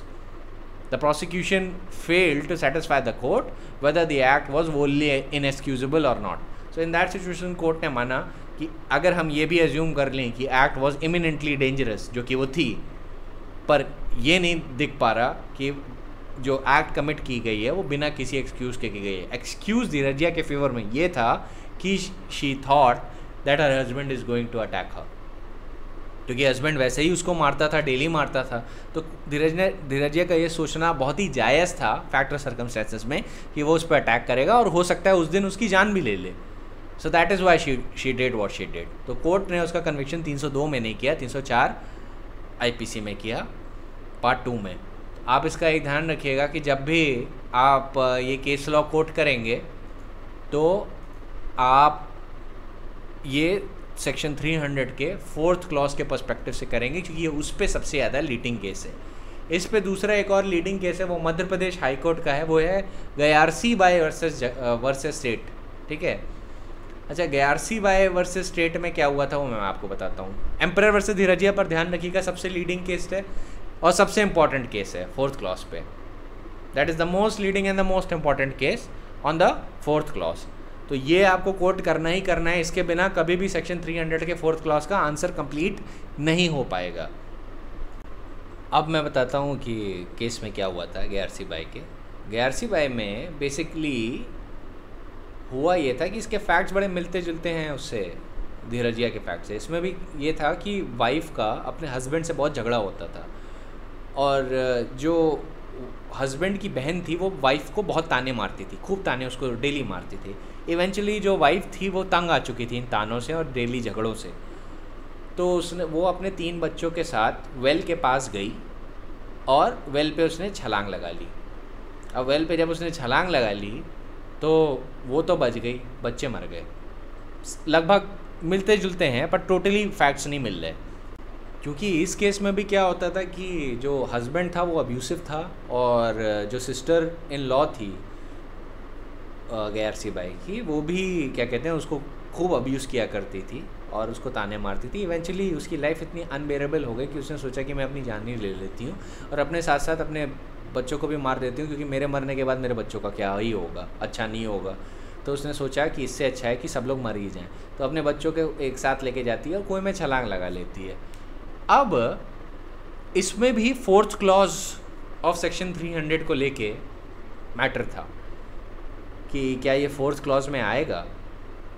तो यहाँ पे इमिनेंटली डेंजरस एक्ट है, ये तो आप समझ गए होंगे, वेल में कूदना is an imminently dangerous act. Court ने बोला every sane person is presumed to have the knowledge about the consequences of the nature of his act. तो अगर जब तक आप इंसेन नहीं हैं, आप सेन पर्सन है, रैशनल पर्सन है, तो हम ये मानेंगे कि आपको कॉन्सिक्वेंसेस पता थे अपनी एक्ट्स के। इस केस पे यही प्रिंसिपल अप्लाई करने के बाद कोर्ट ने 4th क्लॉज देखा। 4th क्लॉज में देखा कि the act should have been committed without any excuse for incurring the risk of causing death और सच बॉडीली इंजरी। तो कोर्ट ने देखा कि क्या अपनी डेली सफरिंग से हटना, क्या ये एक रेलेवेंट एक्सक्यूज़ माना जा सकता है। कोर्ट ने बोला नहीं, ऐसे कोई भी सर्कमस्टेंसेस नहीं हैं जो अक्यूज्ड के फेवर में है। कोर्ट बोलता है कि the act of the appellant in jumping into a well with her children is clearly one done by the appellant knowing that it must in all probability cause death of her children. तो probability principle satisfy हुआ, imminently dangerous act थी well में jump करना, वो satisfy हुआ। फिर court बोलता है there are no circumstances to come to the conclusion that the appellant had some excuse for incurring the risk of causing death of her children. The fact that there were quarrels between the appellant and sister-in-law and that her life had become unbearable on the account of this family discord cannot be regarded as a valid justification for the appellant's act of jumping into a well with her children. Accordingly she was held liable for murder. इस case में fourth clause satisfy हो गया था, क्योंकि merely कि घर पे झगड़ा होता है और ये सारी चीज़ें होती हैं, वो ताने सुन सुन के पक चुकी थी। ये अपने आप में वैलिड जस्टिफिकेशन नहीं होता, या ये एक जस्ट एक्सक्यूज़ नहीं मानता है कोर्ट इस बात को कि due to this you jump into a well along with your children. तो ऐसे केस में she was held liable for murder. तो ध्यान रखिएगा, मिलते जुलते फैक्ट्स हैं, पर धीरजिया में क्या हुआ था, धीरजिया घबरा गई थी और घबरा के वो कूदी थी अपने बच्चे के साथ। उसे लगा था उसका हस्बैंड उसको मार देगा, और क्योंकि वो उसको डेली मारता था और बहुत बुरी तरीके से मारता था, तो उस सिचुएशन में बाकी टोटलिटी को कंसिडर करके कोर्ट को लगा कि यस धीरजिया के पास रेलेवेंट ग्राउंड्स थे, वहाँ पे जस्ट एक्सक्यूज़ माना जा सकता है। पर ग्यारसी बाय में कोर्ट ने बोला कि मेरली ताने मारना सिस्टर इन लॉ का और डेली घर में झगड़ा होना, इसकी वजह से ये नहीं कि आप बच्चे को लेके वेल्स में कूद जाएं, ये जस्ट कॉज नहीं माना जा सकता, या कोई ये जस्ट एक्सक्यूज़ नहीं माना जा सकता। तो जो एक्सक्यूज़ है ना लॉ की नज़र में, ये बड़ा ही रीज़नेबल एक्सक्यूज़ होना चाहिए, ये कोई भी फ्लिम्जी एक्सक्यूज़ नहीं चलेगा। तो इस केस से आपको एक अंदाज़ा हो गया होगा। तो ग्यारसी बाय भी बहुत बड़ा लोकस क्लासिकस है, ये भी आपको कोट करना होगा। अब मैं आपको एक बहुत अलग सा केस बताऊंगा, वो थोड़ा कॉम्प्लेक्स इस बात पे हो जाता है कि ज़्यादातर लोगों को ये सिचुएशन नहीं समझ में आती। अब इस केस में जो फैक्ट्स थे ना वो बहुत पेक्यूलियर थे। अब आपको जब भी इस केस से रिलेटेड फैक्ट्स आएंगे तो आप उस क्वेश्चन को देखते ही समझ जाएंगे। एक केस बताता हूँ आपको, एम्परर वर्सेस दालू सरदार का है, ठीक है। ये बहुत पुराना केस है, इट इज़ अ लोकस क्लासिकस। और इस केस में क्या हुआ था कि अक्यूज़ ने अपनी वाइफ को एक घूंसा मारा नेवल के बिलो में, तो उस घूंसे की फोर्स इतनी थी कि वाइफ बेहोश हो गई। अब अक्यूज़ जो था वो घबरा गया, उसने सोचा कि वाइफ मर गई है। अब जब उसने सोचा कि वाइफ मर गई तो उसने वाइफ की डेथ का एविडेंस मिटाने के लिए एक फांसी का फंदा बनाया और वाइफ को लटका दिया उस पर, ठीक है। वाइफ मरी नहीं थी, सिर्फ बेहोश हुई थी, पर जो कि उसने फांसी का फंदा बना के उसको जो लटका दिया, तो फिर मेडिकल रिपोर्ट में ये आ गया, पोस्टमार्टम रिपोर्ट में ये आया कि जो डेथ हुई थी वो हैंगिंग की वजह से हुई थी। तो अब कोर्ट के सामने ये सवाल था कि क्या अक्यूज्ड के पास इंटेंशन था उसको मारने का, did he had the intention to kill. तो कोर्ट ने देखा कि इंटेंशन टू किल नहीं था इस केस में। क्यों नहीं था? क्योंकि जो इंटेंशन आप देखते हैं जो अक्यूज्ड के स्टेट ऑफ माइंड पे होता है, ये आपको वैसे ही डिटरमाइन करना है जो अक्यूज्ड के स्टेट ऑफ माइंड के हिसाब से चल रहा है। तो जब अक्यूज्ड ने सोच लिया कि उसकी वाइफ मर चुकी है, द वाइफ इज डेड, तो डेड पर्सन को मारने का कभी भी इंटेंशन नहीं हो सकता। There can never be an intention to kill a dead person. You can not commit a murder और अ कल्पेबल होमिसाइड और a death by negligence of a dead person. Dead person की आप culpable homicide नहीं commit कर सकते, और क्योंकि culpable homicide नहीं कर सकते तो आप मर्डर भी नहीं कर सकते। तो दालू सरदार में इंटेंशन को देखते हुए कोर्ट ने बोला था कि इंटेंशन इनका हर्ट करने का था, और फिर जब इन्होंने अपनी वाइफ को हैंग किया ये समझते हुए कि वो मर गई है, तो इनका इंटेंशन क्या था? एविडेंस मिटाने का। तो कोर्ट ने इनका कन्विक्शन मर्डर के लिए नहीं किया, बस ग्रीवियस हर्ट के लिए किया और 201 के लिए किया, एविडेंस मिटाने के लिए। तो वहाँ पे उनका कन्विक्शन हुआ था, मर्डर के लिए कन्विक्शन नहीं हुआ था इनका। Similarly queen empress versus Khandu का केस बताते हैं। यहाँ पे भी क्या हुआ था कि अक्यूज्ड ने डिसीज्ड के सर पे 3 ब्लोज मारे थे, ठीक है। और वो जब ब्लोज उसके सर पे लगे, ही डाइड, नहीं वो अनकॉन्शियस हुआ था, उन ब्लोज की वजह से मरा नहीं था। जब 3 ब्लोज उसने उसके सर पे मारे तो वो मरा नहीं था, वो अनकॉन्शियस हुआ था। उसके बाद ये घबरा गए और फिर एविडेंस मिटाने के लिए इन्होंने क्या किया, एक लेट सपोज एक हट में इनको ले गए और हट में आग लगा दी, ये दिखाने के लिए कि ये जो डेथ है नेचुरल है, ये मरे नहीं हैं। मतलब ये मरे जो हैं वो ये आग लगने की वजह से हुए हैं, सर पे घूंसा या लाठी का ब्लो मारने की वजह से नहीं हुए, डेथ नहीं हुई है। तो इनका इंटेंशन यहाँ पे क्या था? इनका इंटेंशन यहाँ पे एविडेंस मिटाने का था। तो यहाँ पे जो जस्टिस बर्ड थे, इन्होंने बोला कि यहाँ पे मर्डर नहीं है, यहाँ पे अटेम्प्ट टू कमिट मर्डर का इंटेंशन है, क्योंकि उसने जिस बॉडी को उसने आग लगाई थी उसने ये सोच के लगाया था कि वो बॉडी मर चुकी थी, जबकि बॉडी सिर्फ अनकॉन्शियस हुई थी।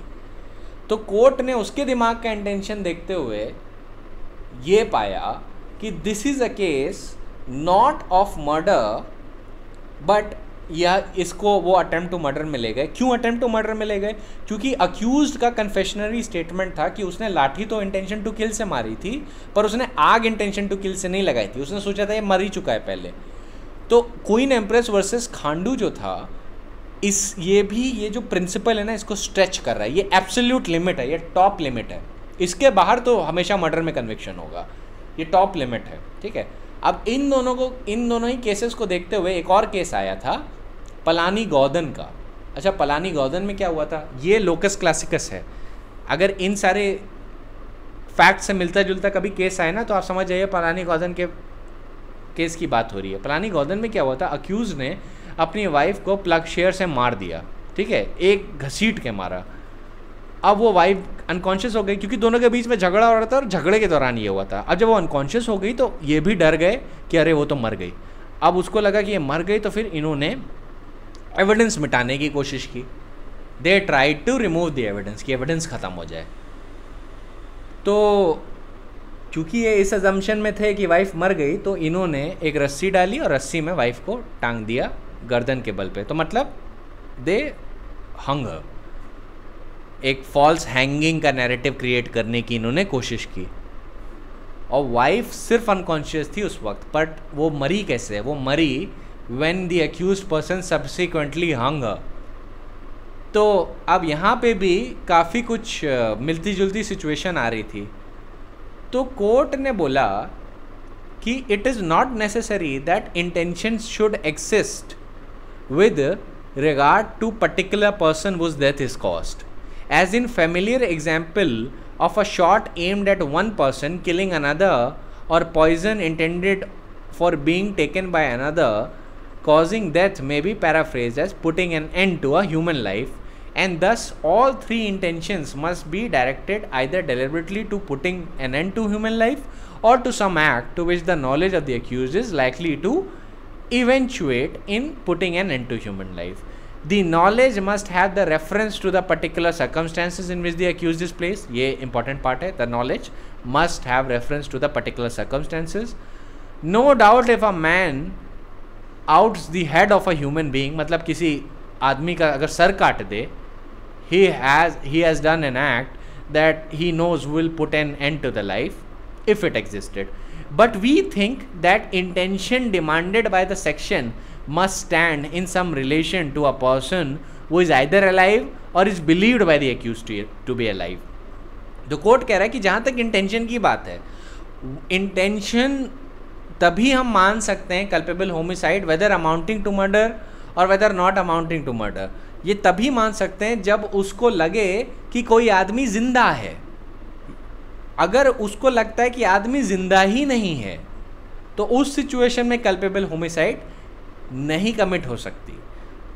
उसी सेंस में कोर्ट बोलता है कि we think that the intention demanded by the section must stand in some relation to a person who is either alive or who is believed by the accused to be alive. If a man kills another by shooting at what he believes to be a third person whom he intends to kill, but which is in fact a stump of tree, it is clear that he would not be guilty of culpable homicide. So the conclusion is irresistible that the intention of the accused must be judged not in the light of the actual circumstances but in the light of what he supposed to be the circumstances. Actual circumstances है, आप वहाँ पे intention नहीं judge करते, आप judge करेंगे from the circumstances what the accused thought of it, कि accused के दिमाग में क्या circumstances कर रहे थे, उसने क्या suppose किया, उस हिसाब से आप चलेंगे. It follows that a man is not guilty of a culpable homicide if his intention was directed only to what he believed to be a lifeless body. यहाँ पे इस केस में accused was held to be guilty of grievous hurt and attempt to create false evidence. इसमें भी अब देखिए, आपको मैं एक बात बता दूँ, ये केस तो मैंने आपको बता दिया, पर इसकी सिर्फ एकेडमिक वैल्यू है, ये एग्ज़ाम के पर्पस के लिए ही आ सकता है, प्रैक्टिकली ये बहुत रेयरली यूज़ होता है। क्योंकि Palani Goundan for some reasons state exams के लिए तो बहुत ही फेवरेट केस लॉ है, पर प्रैक्टिकली इसकी कोई उतनी वैल्यू नहीं है। तो ये एकेडमिक सेंस में मुझे आपको बताना था, क्योंकि जिससे एग्ज़ाम में क्वेश्चन आपका आंसर हो जाए, but remember practically things are quite different. अब मैं आपको वो केस बताता हूँ कि जहाँ पे original intention was of murder, वहाँ पे कैसे ट्रीटमेंट किया। अब इसमें कलिप्पा गौदन एंड अनदर वर्सेस अननोन का केस है। इसमें क्या हुआ कि अक्यूज ने अपनी वाइफ की जान लेने की कोशिश की बाय स्ट्रैंगुलेशन। वाइफ अनकॉन्शियस हो गई। उसके बाद वो वाइफ को रेलवे ट्रैक पे लेके गया और रेलवे ट्रैक पे छोड़ दिया, जहाँ पे ट्रेन उसको कुचलते हुए चली गई थी। एक्चुअल में वाइफ की मौत हुई थी ट्रेन के कुचलने की वजह से। तो इसमें क्योंकि इंटेंशन टू किल स्टार्ट से था, unlike in the case of Palani Goundan, Kalippa Goundan में इंटेंशन टू किल स्टार्ट से था, शुरुआत से था। तो वहाँ पे जो अक्यूज था उसकी सपोज्ड सर्कमस्टेंसेस में, उसके दिमाग की सिचुएशन में वो मारना ही चाहता था शुरुआत से। तो ही was held liable for what? He was held liable for murder. उसको मर्डर के लिए लायबल किया गया था 302 में। अब एक नेक्स्ट केस भी ऐसे ही मिलता जुलता है, वो है री थावामानी वर्सेस अननोन।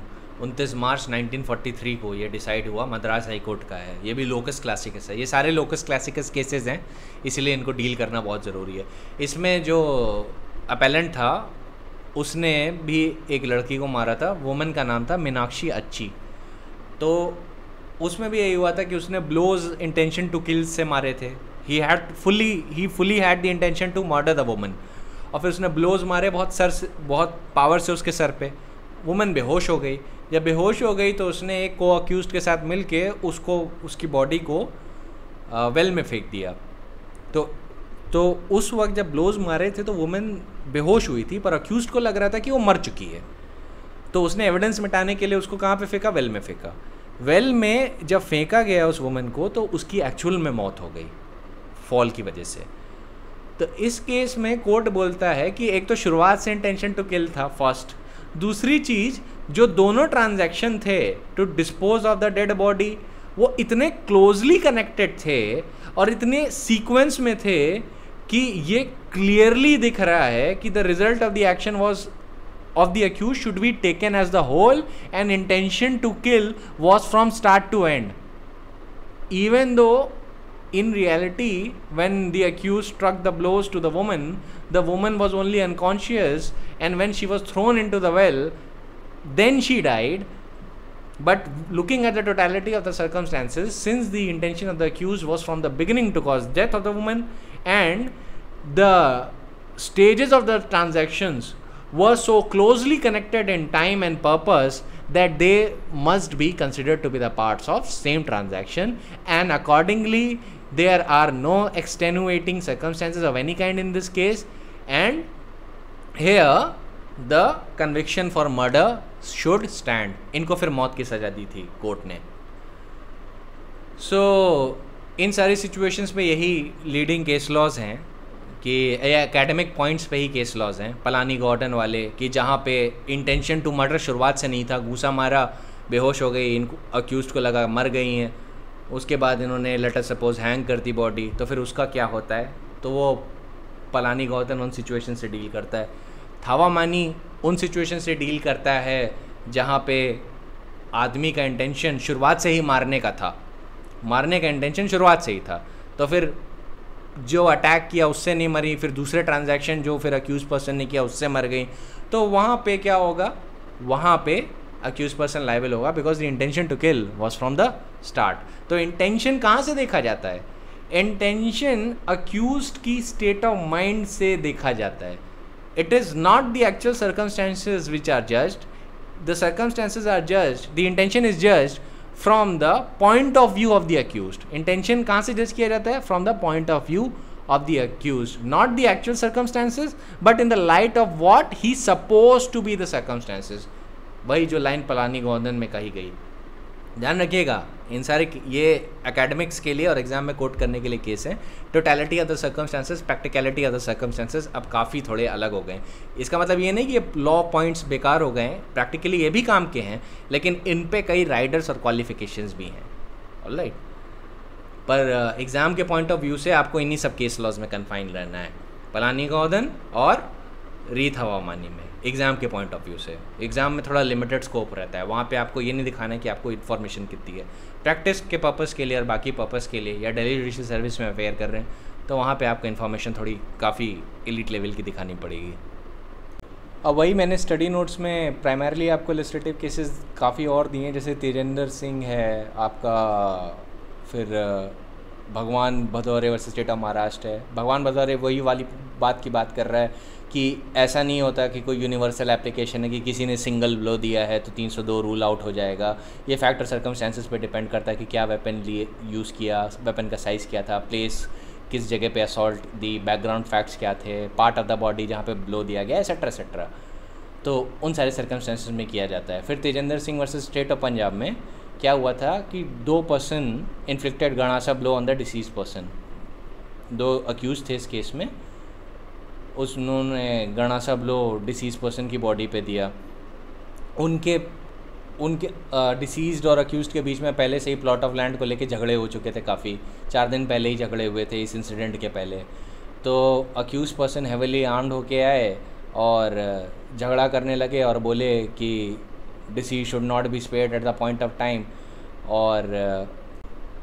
और जो उनकी वाइफ थी उन लोग के लिए नाश्ता लाइन, जो अक्यूज पर्सन आए थे, झगड़ा करने आए थे अक्यूज पर्सन, उनके लिए नाश्ता लाए, उनको नाश्ता खिलाया।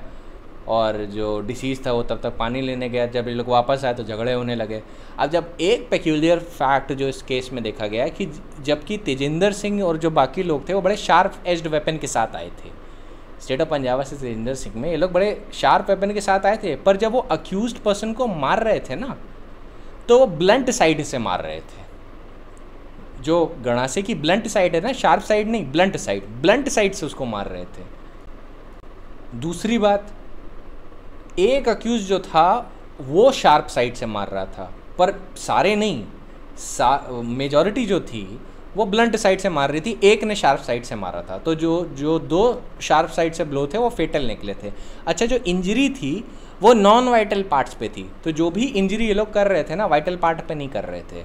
तो कोर्ट ने बोला कि अगर मारने का इंटेंशन होता शुरुआत से तो ये लोग क्या करते कि शार्प साइड से ही अटैक करते, ब्लंट साइड से कोई क्यों अटैक करता, शार्प साइड से अटैक करते अगर शुरुआत से मारने का इंटेंशन होता, या स्पॉट पे भी बना होता तो शार्प साइड से अटैक करते। तो फिर नॉन वाइटल पार्ट पे क्यों करते अगर मारने का इंटेंशन होता, जब इनके पास डेडली वेपन है ना। और उसके बाद एक और चीज़ आई पोस्टमार्टम में कि जो इंजरी थी वो सर पे पड़ी थी, वो फेटल थी, बाकी कोई भी इंजरी फेटल नहीं थी। तो कोर्ट ने टोटलिटी ऑफ द सर्कमस्टेंसेस में देख के ये तो बोला कि यहाँ पे इंजरी कॉज करने का इंटेंशन है, तो ये नॉलेज वाला केस नहीं था। यहाँ पे जो कन्विक्शन हुआ वो 304 के पार्ट 1 में हुआ, ये मर्डर में नहीं आ पाया। ये मर्डर पे कोर्ट सेटिस्फाई नहीं हुआ। कोर्ट यहाँ पे क्या किस चीज़ से सेटिस्फाई हुआ कि यहाँ पे intention to cause bodily injury तो है, but we can not see whether the offender knew that thereby he will do that he will cause the death of the deceased person. Similarly third clause में भी नहीं आ पाया। और एक और situation थी कि कोर्ट ना बहुत जेन्युइन डाउट में था इस केस में भी कि किधर जाएगा, कि क्या ये हम सेक्शन 300 के थर्ड क्लॉज में ले जाएं, 304 के फर्स्ट पार्ट में ले जाएं, क्योंकि मिनिमम टू मिनिमम 304 के फर्स्ट पार्ट में तो ये जा रहा था। तो यहाँ पे भी सेक्शन 72 को ध्यान में रख के कोर्ट ने क्या किया कि अगर हमको डाउट है तो हम मिनिमम पॉसिबल ऑफेंस के लिए कन्वर्ट करेंगे, तो इनको मिनिमम पॉसिबल के लिए कन्वर्ट किया गया था 304 पार्ट 1।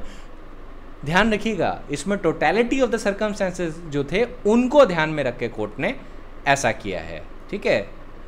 वरना ये बाय इटसेल्फ कभी भी किसी केस को पढ़ के रूल ऑफ लॉ मत बना लीजिएगा। रूल ऑफ लॉ जो थे इस केस पे ये मैंने आपको पहले दिए हैं, जैसे Virsa Singh, Anda versus state of Rajasthan, state of Andhra Pradesh versus R Punnayya, etcetera जो कल के लेक्चर में बताया, जो प्रीवियस लेक्चर में बताया मर्डर प्रिंसिपल्स के लेक्चर में, वो मेन है, उसमें सारे लॉ पॉइंट्स हैं, ये फैक्चुअल इलस्ट्रेटिव केसेस हैं, ठीक है। Similarly Ramesh Kumar versus state of Bihar में सुप्रीम कोर्ट ने सिमिलर फैक्ट पाए। उसमें क्या था कि अक्यूज्ड पर्सन लाठी, नाइफ और पिस्टल लेके आए थे डिसीज्ड को पीटने के लिए, जान लेने के लिए नहीं, और डिसीज्ड अकेला था, उसको खूब मारा। अब उसे पिस्टल से नहीं मार रहे थे, उसको लात घूंसे से मार रहे थे, और इंजरीज जो घूंसे और लात से हुई थी वो ऐसी थी कि the deceased person died due to shock and haemorrhage.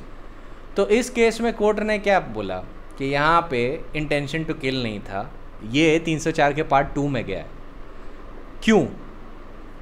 पहली बात, अगर मारने का इंटेंशन होता, ये grievous bodily injury which is likely to cause death का इंटेंशन होता, तो ऐसे केस में उनके पास पिस्टल मौजूद थी, नाइफ भी मौजूद था और लाठी भी थी, वो उससे मार सकते थे। भाई अगर आपको किसी को मारने का इंटेंशन होता तो सीधे पिस्टल निकाल के गोली मार दीजिए, है ना, पर उन्होंने ऐसा नहीं किया, वो लात घूंसे से मार रहे थे। अब हुआ क्या कि जो ब्लो लगे उनकी वजह से हैमरेजिंग हो गई, और हैमरेजिंग की वजह से वो मर गया।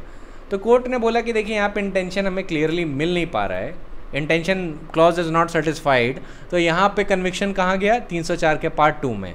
कोर्ट ने यही फैक्ट पे ज़्यादा तवज्जो दी कि पिस्टल अवेलेबल होने के बाद भी उसको इन्होंने यूज़ नहीं किया। इससे खुद दिखता है कि उनका इंटेंशन उसकी जान लेने का नहीं था, ना कोई ऐसी बॉडीली इंजरी कॉज करने का था which is likely to cause death. तो ऐसे में फॉर वन रीज़न और दी अदर वो मर्डर में नहीं जा पाया, और इसको कोर्ट ने नॉलेज इम्प्यूट करते हुए 304 के पार्ट 2 में सज़ा दी। अब मैं कुछ प्रैक्टिकल पॉइंट्स आपको बता देता हूँ कि ये बहुत स्ट्रेट फॉरवर्ड है कि अगर अबडक्शन के बाद मर्डर हो जाए अबडक्टी का, जिसको अबडक्ट किया गया उसको मार दिया जाए, तो क्या कोर्ट प्रिज्यूम कर सकता है कि अबडक्टर ही मर्डरर है? The answer is yes, court can presume that, और इसके लिए it relies on 106 of the evidence act, और बोलता है कि अगर सेम ट्रांजैक्शन में और शॉर्ट सर्कमस्टेंसेज में अबडक्शन के बाद मर्डर हो गया है तो court is entitled to draw a presumption that the abductor is murderer itself. और अगर अबडक्टर मर्डर नहीं है तो अबडक्टर के पास एक पोजीशन होती है कि 106 of the Indian evidence act में, क्योंकि वो फैक्ट्स उसी की इन्फॉर्मेशन में है कि डिसीज्ड कैसे मरा, तो वो एक्सप्लेन करे। अगर वो सफिशिएंटली एक्सप्लेन कर लेता है तो ठीक है, अगर वो नहीं कर पाया तो कोर्ट इसी प्रिजम्पशन पे एक्ट करेगा कि अबडक्टर ही मर्डरर है और उसे कन्विक्ट कर देगा और सज़ा देगा। ये हाल ही में होल्ड हुआ है Soma Sundaram alias Somu versus state में, 3 जून 2020 को रिपोर्ट हुआ है। इस जजमेंट पे आने के लिए सुप्रीम कोर्ट ने state of west Bengal versus Mir Mohammad Umar पे रिलाई किया और Sucha Singh versus state of Punjab पे रिलाई किया to come to that conclusion. Sucha Singh में एक लॉ पॉइंट हेल्ड हुआ था, वो ये था कि when more persons than one have abducted the victim who is later murdered, victim murdered हो जाता है, then it is within the legal province of the court to justifiably draw a presumption regarding the factual situation that all abductors are responsible for murder. सारे abductors are responsible for murder, सिर्फ एक नहीं, every single one of them, by using the clause of section 34 of the IPC, and that could be invoked for the aid to that end unless a particular abductor satisfied to the court with his explanation as to what else he did with the victim subsequently, that is whether he left his accused en route or whether he disassociated from others from doing extreme act etc, या वो इन circumstances से एकदम अलग हो गया था after the abduction of the victim और वो जा चुका था etc, तो myriad of circumstances वहाँ पे आ सकते हैं। तो कोर्ट ने ये बोला कि ये जो अपॉर्चुनिटी है और ये जो बर्डन ऑफ प्रूफ है, ये साबित करना कि उसने मर्डर नहीं किया या वो उसमें शामिल नहीं था अबडक्शन में, ये burden of proof 106 of the Indian evidence act की वजह से उसी के अक्यूज के सर पे होगा। ये कोर्ट नहीं उसको कोई बेनिफिट अलाउ करेगा। एक बार अगर अबडक्शन साबित हो गया और ये था कि विक्टिम अबडक्शन के दौरान मर गया है या उनकी अबडक्टर्स की कस्टडी में मरा है, तो कोर्ट सबके खिलाफ प्रिजम्पशन लगा देगा कि सारे जितने भी अबडक्टर थे ये मर्डरर्स हैं। ऑलराइट, तो इन सिचुएशंस पे ये मैंने आपको एक केस बता दिया, इस पे आप क्लियर रहिएगा। एक और प्रैक्टिकल सिचुएशन है जो मैं बता दूं कि अगर लेट अस सपोज थेफ्ट या रॉबरी होती है और जल्द ही उसी के तुरंत बाद मर्डर भी हो जाता है और उसके थोड़े टाइम बाद late us suppose not after a very long time, in a very short interval accused person पकड़े जाते हैं स्टोलन गुड के साथ, तो क्या होगा? क्या मर्डर का प्रिजम्पशन ड्रॉ हो सकता है? तो इसका आंसर ये होगा कि इसके लिए बस आप एक छोटा सा प्रिंसिपल याद रखिए कि अगर लेट अस सपोज कोई चीज़ चुराई गई है ना, और फिर वो मिलता है, वो चुराई हुई चीज़ किसी की पोजेशन में मिलती है, तो कोर्ट एक प्रिजम्पशन ड्रॉ कर सकता है 114 इंडियन एविडेंस एक्ट से कि the person in possession of the goods is either a thief or has received stolen goods knowing them to be stolen unless he can account for his possession. तो या तो stolen good assume कर सकता है या तो ये assume कर सकता है कि वो पर्सन जिसके पास वो स्टोलन गुड है वो थीफ है। ये दोनों चीज़ें तो अज्यूम कर सकता है, पर इस प्रिजम्पशन को और आगे ले जाने के लिए, मर्डर तक ले जाने के लिए एक चीज़ ज़रूरी है कि जो मर्डर है वो उन्हीं सर्कमस्टेंसेस में बड़ा क्लोजली कनेक्टेड हो। तो अगर मान लीजिए किसी रॉबर ने कोई चीज़ चुराने के लिए लेट अस सपोज किसी को मार दिया, ठीक है, मंडे को मारा, let us suppose he killed him on Monday, he killed the victim on Monday, और वो पकड़ा गया with the stolen goods on Wednesday या ऑन थर्सडे, ठीक है। तो ऐसी सिचुएशन में जो ट्रांजैक्शन है वो इतना क्लोजली कनेक्टेड है ना कि कोर्ट अज्यूम कर सकता है कि the person who has the stolen goods is the murderer himself unless he can account for his possession and unless he can explain the circumstances as to how he got those goods। तो इस पे authority है Surendra versus state of Madhya प्रदेश। इसमें क्या हुआ था, both accused and deceased were seen together. After the alleged murder, the accused went with the article belonging to the deceased for pledging and selling it. In these circumstances, court took the view that the ornaments were established to be the ornaments worn by the deceased। वो वही ornaments निकले थे जिसको बेच रहा था कि वो जो मर गया था व्यक्ति deceased, उसी के ornaments थे। उसके बाद जब कोर्ट ने उससे पूछा कि ये ऑर्नामेंट्स तुम्हारे पास आए कैसे, तो उसके पास कोई एक्सप्लेनेशन थी ही नहीं कि वो कैसे उसके पास आए। इन सर्कमस्टेंसेस में कोर्ट ने पाया कि this can be presume that he is the murderer himself, और उसका कन्विक्शन 302 IPC में हुआ था। बट पर कॉन्ट्रा अगर मान लीजिए सर्कमस्टेंसेस बहुत ज़्यादा डिफरेंट है, क्लोजली कनेक्टेड नहीं है एक दूसरे से, जैसे कि सनवंत खान के केस में हुआ था, in Sanwant Khan versus state of Rajasthan, तो उसमें एक सिचुएशन आई थी, उसमें लॉ पॉइंट ये हेल्ड हुआ था कि अगर इंटरवल ऑफ टाइम बहुत ज़्यादा लार्ज है, late us suppose interval of time let us suppose 2-3-4 महीने निकल गए, देखिए फैक्ट और सर्कमस्टेंसेस के हिसाब से डिसाइड होता है, but let us suppose for the sake of our illustration 2-3-4 महीने या 6 महीना निकल गया है, और एक ही एविडेंस है अक्यूज पर्सन के खिलाफ, वो ये है कि उसके पास से स्टोलन गुड्स बरामद हुए इतने ज़्यादा टाइम के बाद। तो कोर्ट बोलेगा कि अगर इसी एविडेंस को एब्सेंस में देखें और कोई एविडेंस है ही नहीं प्रोसिक्यूशन के पास, तो मर्डर का प्रिजम्पशन ड्रॉ करना अनसेफ होगा। ध्यान रखिएगा, ये जो इससे प्रीवियस मैंने जो केस आपको बताया था, जो Surendra versus state of Madhya प्रदेश का था, उसमें एक और एविडेंस ये था कि अक्यूज्ड और डिसीज्ड एक साथ देखे गए थे मर्डर से पहले, और फिर उसके थोड़े ही टाइम के बाद अक्यूज देखा गया था कि वो डिसीज्ड का जो ऑर्नामेंट्स है वो बेच रहा है। वो Surendra versus state of Madhya Pradesh में होता।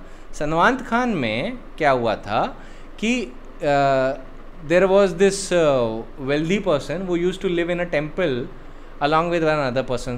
Both of them were found dead. The house had been ransacked and the boxes and almirah were opened. It was not known at the time who committed the offence. After the investigation, it resulted in arrest of Sanwat Khan. And on the same day, certain recoveries were made of some gold ornaments and some other things. And those gold ornaments were found buried underground. Another accused produced a silver plate. Under these circumstances, what happened that the sessions judge actually convicted them for murder. But when the appeal reached the Supreme Court, then the Supreme Court said that in our judgment, no hard and fast rule can be laid down as to what inference should be drawn from a certain circumstance, where the only evidence against the accused person is the recovery of stolen property. And although the circumstances may indicate that theft and murder must have been committed at the same time, it is not safe to draw the inference that the accused person who is in possession of stolen property is the murderer. Suspicion cannot take the place of proof. Suspicion कभी भी proof नहीं बन सकता है, court ने बोला। तो court ये कह रहा है आपसे कि देखिए, अगर इकलौता यही एविडेंस है कि स्टोलन प्रॉपर्टी उसके पास है और ये नहीं दिख रहा है कि सेम ट्रांजैक्शन में और काफ़ी ब्रेक हो चुका है, तो उस सिचुएशन में इस सोल एविडेंस पे आप कभी भी मर्डर का प्रिजम्पशन नहीं ड्रॉ कर सकते। यू वोंट ड्रॉ इट, क्योंकि वहाँ पे सस्पिशन अराइज कर सकता है। आप ये ज़रूर सोच सकते हैं कि हो ना हो ये जो स्टोलन आर्टिकल है ये उसी पर्सन के पास है जिसने मर्डर कमिट किया है, ये सस्पिशन है पर वो प्रूफ नहीं है। तो आप हमेशा याद रखिएगा कि Sanwant Khan versus state of Rajasthan का जो केस है उसमें ये पॉइंट हेल्ड किया गया था कि ये हार्ड एंड फास्ट रूल नहीं है, बट जनरली जब सिर्फ इकलौता एविडेंस यही है कि अक्यूज्ड के पास से स्टोलन आर्टिकल रिकवर हुए हैं और काफ़ी time, let us suppose long time has been passed और सर्कमस्टेंशियल एविडेंस का केस है, कोई विटनेस नहीं है और कोई एक्स्ट्रा एविडेंस प्रेजेंट नहीं है, सिर्फ एक ही एविडेंस प्रेजेंट है कि अक्यूज्ड के पास से स्टोलन आर्टिकल रिकवर हुए हैं, तो ऐसे केस में मर्डर का प्रिजम्पशन ड्रॉ करना अनसेफ होता है। मैक्सिमम टू मैक्सिमम थेफ्ट का प्रिजम्पशन तो ड्रॉ कर सकते हैं, पर मर्डर का प्रिजम्पशन ड्रॉ करना अनसेफ होगा ऐसे केस में।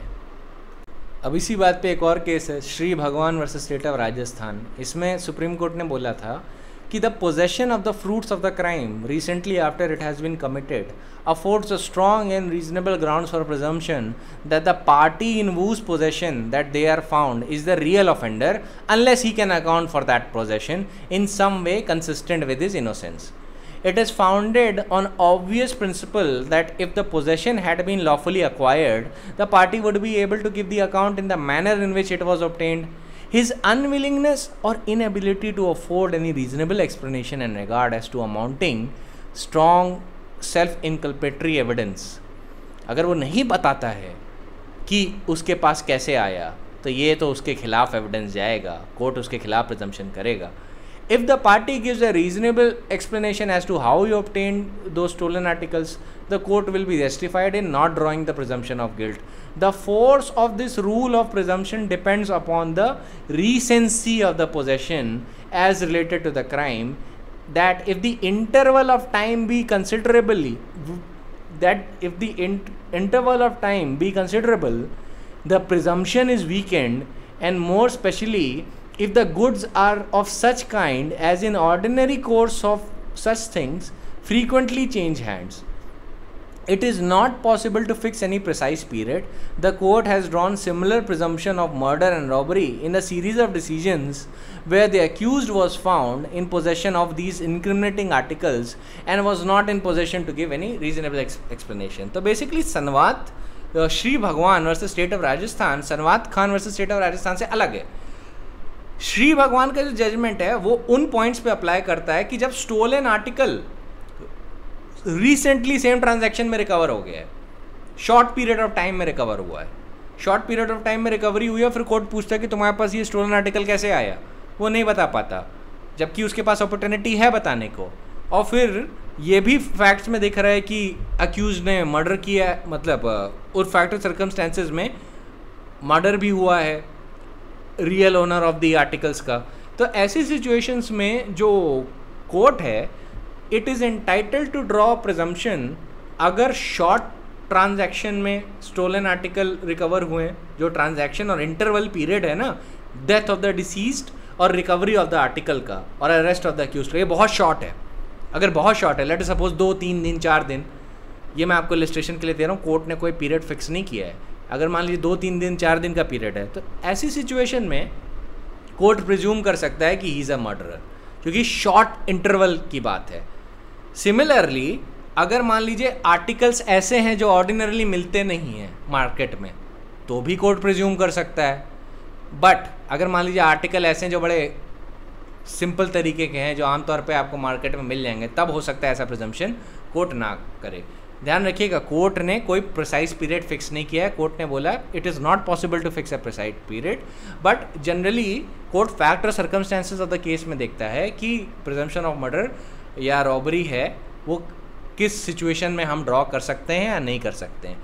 ध्यान रखिएगा, Shri Bhagwan versus state of Rajasthan का प्रिंसिपल अपने फैक्ट्स ऑफ द केस के लिए अप्लाई करता है और Santwat Khan versus state of Rajasthan का प्रिंसिपल अपने केस के लिए अप्लाई करता है। तो जैसे केस सुप्रीम कोर्ट के पास या लोअर कोर्ट के पास आते हैं, उनको फैक्ट और सर्कमस्टेंसेस को देखते हुए ये अप्लाई करना है कि कौन सा जजमेंट का प्रिंसिपल उन फैक्ट और सर्कमस्टेंसेस पे ठीक तरीके से अप्लाई कर रहा है। ठीक है, कि क्या जो रॉबरी हुई है और मर्डर हुआ है वो किस डेट पे हुआ, कितने शॉर्ट इंटरवल में अक्यूज्ड पकड़ा गया, कितने शॉर्ट इंटरवल में स्टोलन आर्टिकल रिकवर हुए, स्टोलन आर्टिकल्स का नेचर क्या है, कहाँ से रिकवर हुए, ये सारी चीज़ें फिर अपने आप में रेलेवेंट होती हैं। फिर पता चलेगा कि Shri Bhagwan versus state of Rajasthan का रेशियो अप्लाई करेगा या Santwat Khan versus state of Rajasthan का रेशियो अप्लाई करेगा in order to draw a presumption of murder in the cases of theft, robbery और recovery of stolen article, where the court is entitled to presume that the robber, thief is also the murderer.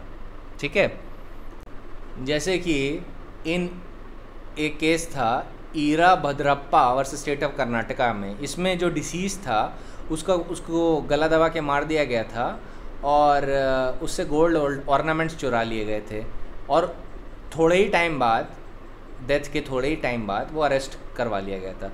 तो supreme court ने बोला कि in this case the murder and robbery were integral part of the transaction and therefore the presumption arising under illustration A of section 114 of the Evidence Act is that not only the appellants committed murder of the deceased but also committed robbery of her gold ornaments which form the part of same transaction। तो वो उस case में एक ही transaction में घटना घटी थी, तो कोर्ट ने मर्डर का भी प्रिजम्पशन प्रिज्यूम करना सही माना। तो ये कुछ प्रैक्टिकल पॉइंट से रिलेट करता था। अभी हाल ही में ये जो जजमेंट्स हैं, अभी एक और जजमेंट इससे रिलेटेड आया है, Sonu alias Sunil versus state of Madhya Pradesh. तो इसमें 8 पॉइंट टेस्ट ले डाउन किया है सुप्रीम कोर्ट ने, ये थोड़ा नया है। और 8 पॉइंट टेस्ट क्या है कि the first thing is to be established is that theft and murder has to form part of one transaction. अगर मर्डर का प्रिजम्पशन ड्रॉ करना है तो theft and murder has to form part of one transaction. ये मैं उस sense में बात कर रहा हूँ कि जहाँ पे चोरी हुई है, डायरेक्ट एविडेंस नहीं है, और चोरी होने के दौरान मर्डर भी हुआ है और फिर अक्यूज पकड़ा गया है, तो क्या जिसने चोरी की है, जिससे स्टोलन आर्टिकल रिकवर किए हैं, क्या आप उसके खिलाफ मर्डर का प्रिजम्पशन ड्रॉ कर सकते हो कि नहीं, ये उसको लेके केस है। तो पहली चीज़ जो कोर्ट ने बोला है कि फर्स्ट ये एस्टैब्लिश होना है कि थेफ्ट और मर्डर एक ही ट्रांजैक्शन का पार्ट था। फिर सुप्रीम कोर्ट कहता है कि the circumstances may indicate that theft and murder must have been committed at the same time, but it is not safe to draw inference that a person in possession of a stolen property was a murderer। उसको establish करने के लिए पहले आपको 4-8 चीज़ें consider करनी है। तो क्या टेस्ट हैं? 8 पॉइंट टेस्ट क्या है?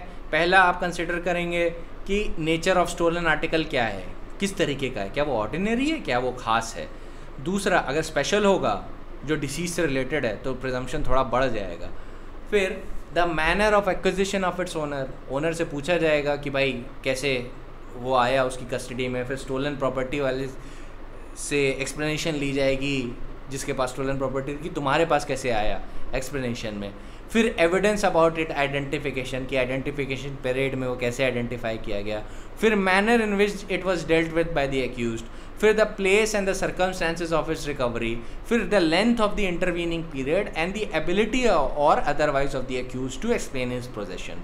और उसके बाद सुप्रीम कोर्ट ने बोला कि Santwat Khan versus state of Rajasthan और Shri Bhagwan versus state of Rajasthan के फैक्ट्स को भी ध्यान में रखना होगा to come to a conclusion that whether it is safe to draw such a presumption or not। ठीक है, तो बेसिकली अगर आपको ये प्रैक्टिकल पॉइंट जो प्रैक्टिस से रिलेटेड है, अगर आपको अभी उतना नहीं समझ में आ रहा तो कोई दिक्कत नहीं है, क्योंकि ये एविडेंस में थोड़ा ओवरलैप करता है। तो हम लोग जब एविडेंस पे आएंगे तो ये सारी सिचुएशन और क्लियर होगी। ये सारी चीज़ें मैंने अभी आपके दिमाग में डाल दी हैं। हाँ, अगर आपको आईपीसी तक कन्फाइंड रहना है तो just you do not need to read these और do not need to understand these right now. पर एविडेंस में आपको ज़रूरत पड़ेगी इन सारी चीज़ों की जब हम एविडेंस एक्ट के सेक्शन 114 से डील करेंगे। Right now you do not need to be concern with it. मैंने अभी आपको बता दिया because I thought that it is relevant to these point. Illustrative cases बता ही रहा हूँ तो साथ में ये भी रेलेवेंट है। ठीक है, तो basically we are done with everything else illustrative cases से। अब हम कल से एक्सेप्शन शुरू करेंगे, एक्सेप्शंस टू मर्डर, ठीक है। और जब ये सारी जितनी इन्फॉर्मेशन मैं दे रहा हूँ ये आपको क्लब टुगेदर करनी है, कल्पेबल होमिसाइड से लेके जब डेथ बाय नेग्लिजेंस तक आपको जितनी इन्फॉर्मेशन दे रहा हूँ सारी क्लब टुगेदर करनी है। Then you will come to a conclusion that when it amounts to murder, when it amounts to culpable homicide not amounting to murder, and when it amounts to death by negligence, ठीक है।